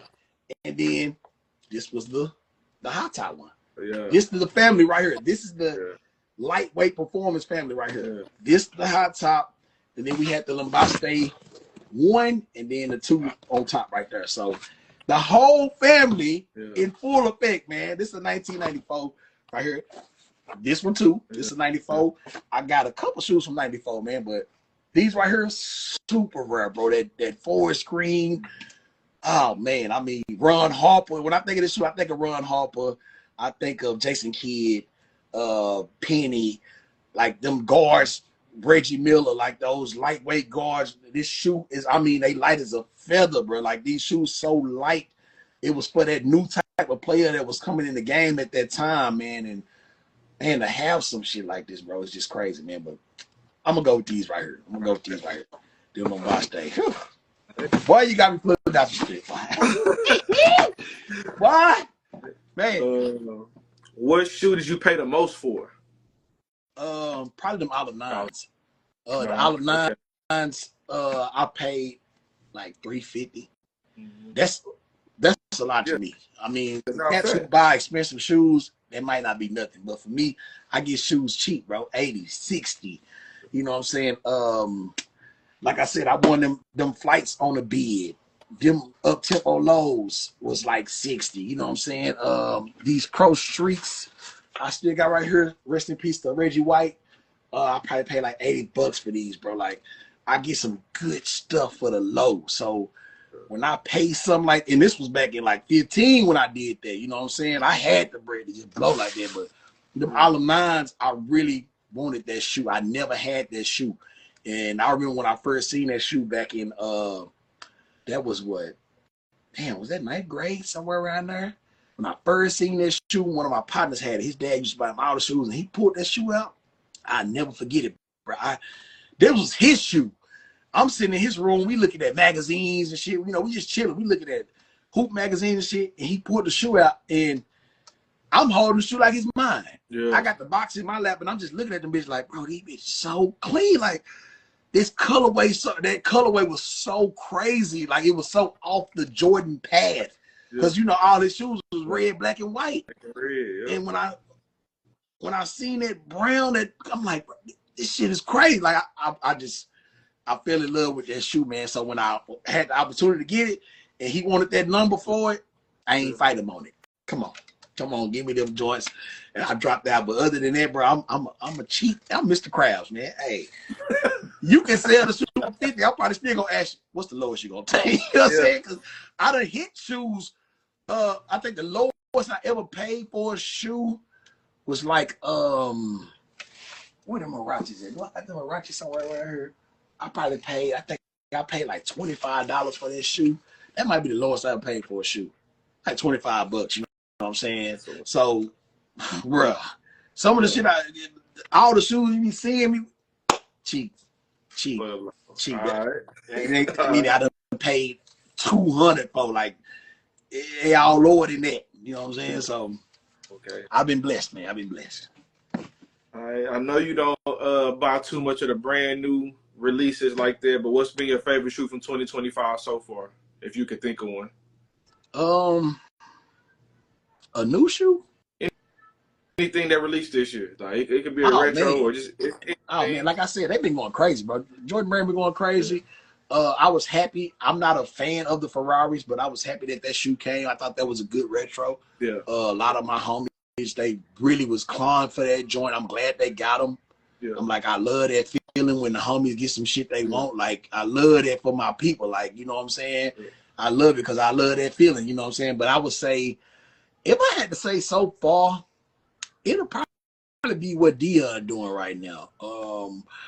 I think they're getting to the point where they're doing too many colorways, but I'm glad that he back with Nike, and I know we got some more models coming, you know, next year and shit like that. So I love what Dion doing, and the Agassiz. I love that they bringing Agassiz back. That's a good one because all of his shoes are hit.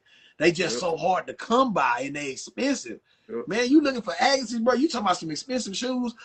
All his shoes are expensive, so I'm glad they bring it out. Retros that you can afford and you can find, because his OG stuff, bro, you might want to go buy some Balenciagas, man. Like you spend some money on them joints. So I love that I would love to see. I love what Reebok been doing. I know they dropped the preseasons. I would love to see more classic stuff from them and Converse as well. I know Shaq and Iverson running Reebok now, and I know they definitely finna bring out some more stuff. I seen it's on Netflix. They got the show, and they talk about the stuff they trying to do. So I can't wait to see what they bring back. A lot of those older Shaq models. Every shoe they did for Shaq was a hit back then. Before he started making all his crazy ass shoes himself, Reebok. Every shoe Reebok made for him was a hit. You know what I'm saying? It was a hit. Iverson, not so much. Iverson got a lot of shoes. Yeah, he do. Only his first he got hits, about he 3 or 4 hit. After that, them bitches went off a cliff, bro. Like they went off the deep end with that. I don't know who started making his shoes. You know, I'm like, y'all need to stop. Yeah. But yeah, man, I like what Nike doing right now, man. I just want to see more brands bring out more stuff. Would love to see some grandma moms, you know, Converse and Reebok and all those older brands got so many dope models that's lost in time. I would love to see some more that come back, and hopefully that's what's happening. And Nike encourage somebody to do, because I think Converse with Nike now, right? Yeah, Converse with Nike. So, yeah, man, I would love to see them drop more stuff, man. Kevin Johnson's stuff that people just don't think about, man. I'm like, what we get now, I call it starter kit shoes, up tempo 95s, Dion's, Barclays. Yeah. That's all shit that, you know, can get you started off in the retro game. King Griffey's. Yeah. We ain't got no Griffey's since like 2020, but they made so many colorways. But Griffey's, up tempo 96, like that's all starter kit shit that can get you in the game. And then you start going down a rabbit hole to find Lambastes and shit like that, takedowns. But I feel like those shoes are a good entry point to get into that space of old school shoes, and I'm glad they bringing some of them back, because a lot of cats never had some of these shoes before. So it's always good to see that, man. But yeah, Dion, yeah, they've been going crazy. I'm all for it. All right. Last question, bro. If you had to suggest one person to get on a future episode, who would you pick? To get on a future episode with you? Yeah. I'll Revenge of the Sneakers. Okay. My brother, Revenge of the Sneakers. I always say on every pod I've been on, damn near, he got the best sneaker collection than anybody I know. Okay. I think he got the best collection of any sneaker collector out there, bro. He got some of everything. He got some of the rarest shoes on the planet. But my homies, Revenge, Big Mac, Terrence, these some heavy hitters, man. But Revenge of the Sneakers, definitely, bro. I always nudge him to get out here and show his face and say something, because he don't like being in front of the camera like that. Yeah. You know, he kind of low key, but he got so much heat. I'm like, bro, the world got to see this, bro. So it'll be my dog, Revenge, man. Shout out to my dog, Rodney, Trapping. Like, it's some heavy hitters out here, dog. Okay. But Revenge, best collection by far. Shout out to my brother, Revenge of the Sneakers, man. I'm mad that Nike didn't invite him to this trip, bro. It really kind of, that's the only downside of it. They invited a lot of other cats, which is cool. But they didn't invite my brother. And I'm like, it's the rawest motherfucker out here when it comes to shoes, and he ain't going. So, but I'm going to represent for my dog, though. I got it, man. You know what I'm saying? I'm going to have to tap in with him. I'm going to have to check it. Now, let me ask you something, though. All right. When you just said, what's been the best sneaker this year? What's been the best sneaker this year? Oh, man, bro. It's tough, bro, because they releasing a lot of the old stuff that I couldn't get back in the day, like Galaxy phones, what the Kobe Ace and stuff like that. I missed, and then it was immediately too expensive. So being able to get some of that stuff, that them Heat grills, these undefeated fours and stuff like that, that's stuff that I always wanted, I was never able to get. So one of those, but like I said, they also released Black Metallic 5s and Bread 1s this year, and those are my two favorite shoes. So I'm stuck in between getting my repeat pairs that I always get, and then some of this new stuff that I was never able to get. And you know what? When you said something about like Galaxy phone and shit, they definitely didn't hit the same disco around. They didn't. None of them are hitting the same like that. Like that era of sneakers, you know, where people had their shoes coming out the oven and all eating cereal out their shoes. That whole era of shit, none of those are like hitting the same. You know, I'll be going to these sneaker shows and I'm like, damn, y'all don't even care. You know, like the Galaxy phone, like those, especially that shoe. Yeah. Because that shoe was crazy back then. Man. But this time, Man. nothing. I was Yeah. like, damn, y'all don't like the thing no more? Like, what happened? I mean, it's a different era of sneakerheads right now, bro. I mean, all the people that missed them was happy that they were able to get them. But these new younger dudes, they not really on phone pauses like that, bro. So I mean, it was definitely hit or miss. They sold out, but they didn't go crazy. Same with the Kobe 8. It sold out, but it didn't go crazy. But I seen like, a dude get that shoe. He had got like 5 shoes. He was on TikTok. I just seen the video. He had got like 5 pair of shoes. They were just some random shoes he'd been wanting for a long time, and the Kobe's was in there. Yeah. And he got them, and he was like, "Man, I finally got this shoe. I got it, man. I wanted the shoe back then. He like, now that I got it, I might sell it." I'm like, what? That's so now crazy. that I got it, all right, I don't really need it no more. I'm like, where do that at? Like, what? Like, but a lot of cats, he ain't by himself with that. These cats be wanting, oh, I want. Then you get it, it's like, all right, I found it now. You know, I don't really need it no more. Like, damn, bro, what? So the game, it's crazy, man. I'm like, these shoes were highly coveted, and now, you know, cats being that maybe they can get them easier now. It's like, all right, whatever, I got it. You can have it now. I'm just like, I live in a whole nother world though, man. So I'm like, shit, I don't know nothing about that, dog. I'm hunting for some shit, boy. I say, I'm jumping through the roof when I get them. Yeah, man. People are extremely like value driven, and when they see that the shoe not that valuable as it was, they don't want it no more. But there's no way I'm selling that with the Kobe 8. There's no way I'm selling that Galaxy phone pod. Yeah. Like, I wanted them shoes so bad and couldn't get them. Like, it's no way I'm selling them. Like, it's no way. Do you have those? I got both of them. I got both pairs that dropped this year. Like, and I'm not selling them. Yeah. Like, them getting worn soon. Like, those are pairs that I really, really want. Like these undefeated 4s. These what else they didn't release this year? Undefeated 4s. I can't believe that retro in them, bro. I can't believe it. Crazy, bro. I cannot believe it.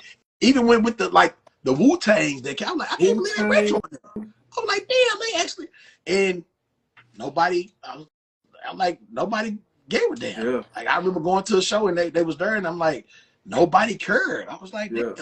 Because they done made dunks that look like these joints. You know what I'm saying? Like, they got dunks that look just like them without the Wu-Tang sign. Like, so it's like, man, the game is in a different place right now. I mean, it's just a different place. But I can't believe they make it. Like, these cats have spent so much money on some of these shoes, and now y'all retroing them for retail. Like, what? Yeah. It's just crazy. It's crazy. Like, that fact alone, y'all shouldn't retro. Like, I think it's good that people who didn't get them and can't afford them can get them. Yeah. That's the best part about it. And I'm like, but for somebody who spent crazy amount of money on that, and then now the value is gone. It's gone. People spending $30,000 on undefeated 4s just last year, bro. And then their release rumor happened, bro, and the price just kind of tanked. Like, that gotta suck. Man. Yeah, bro. You know it, dude. Like, that even happened in the vintage world. Okay, I remember pandemic numbers. I remember being at certain stores and shops where original Selena shirts, rap tees, Snoop Dogg, Eminem, Dr. Dre, like with just their face covering $1,000, $1,100, $1,200. I remember being in stores. I'm seeing cash drop out.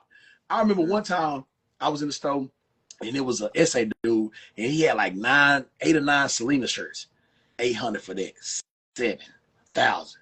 And I'm talking about dude just pop.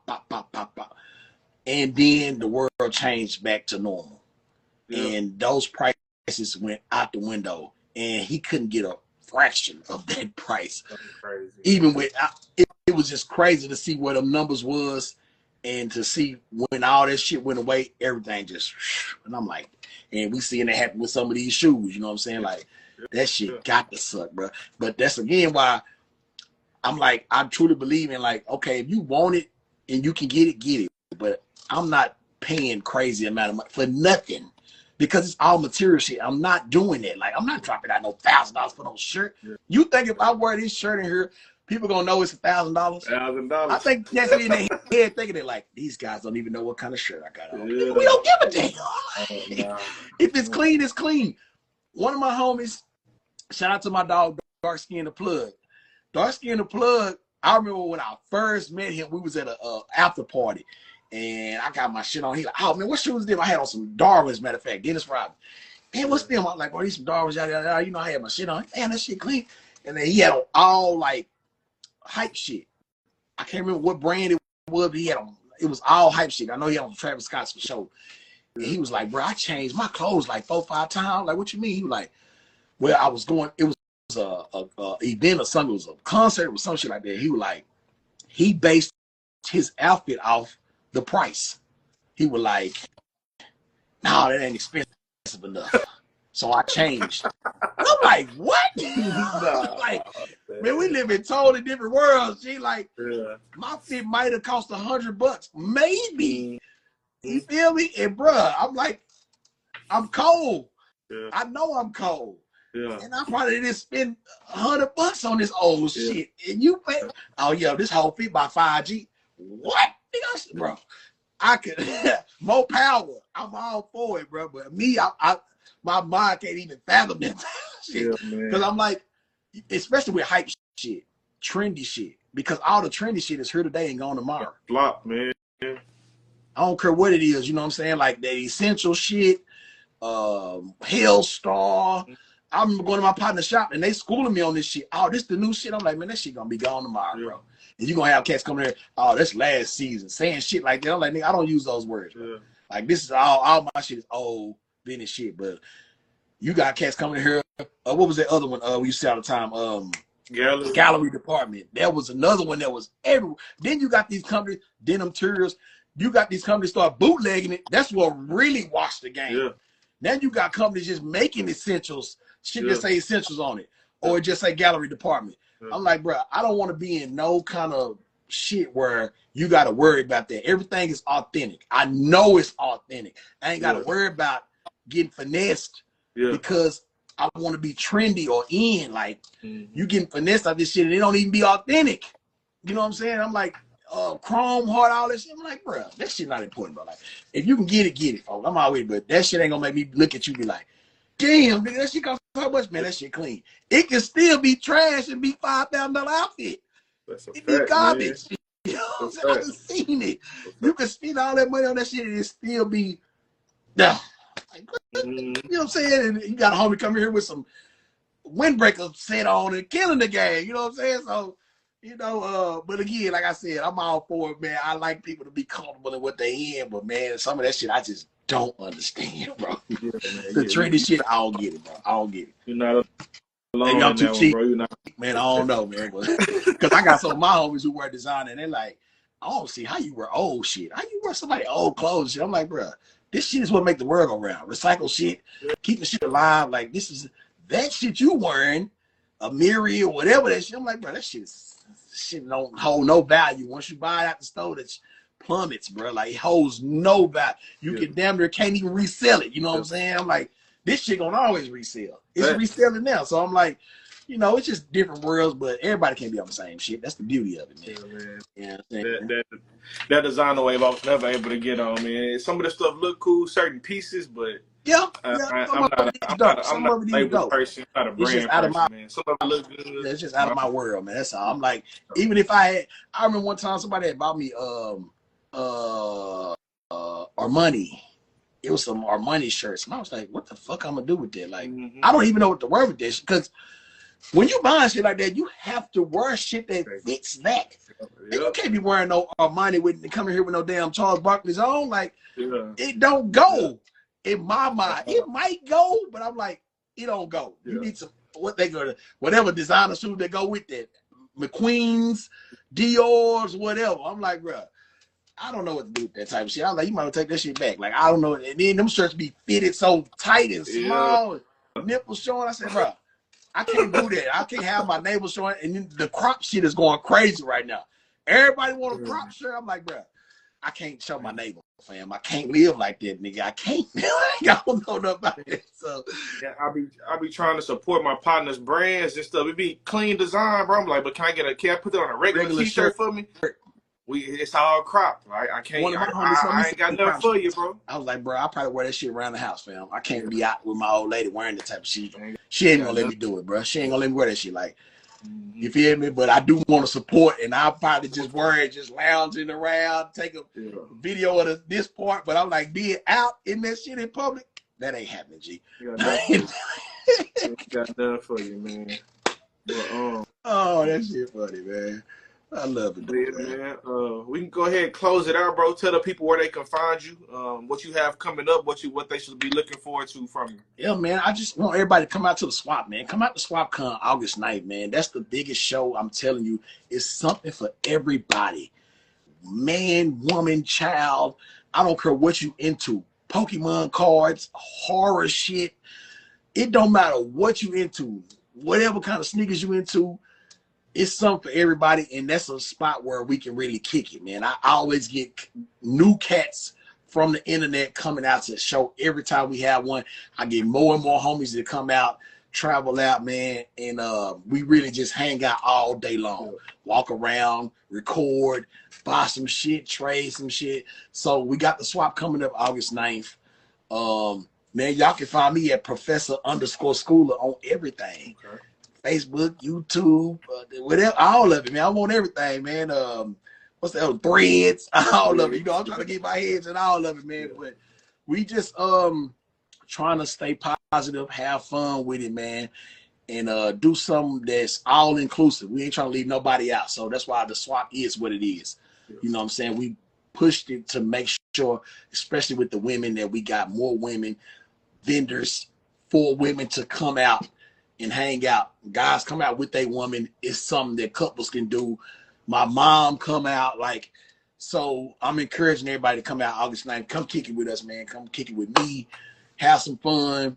Buy some stuff. Hey. Yeah. And, you know, go home with a good story and some good pieces, man. Yeah. That's what I'm talking about. So SwapCon August 9th. Catch me on the internet doing what I do at any given time. You know what I'm saying? Yeah. That's what it is, man. Yeah. So, well, man, I definitely appreciate you, like I said, taking time.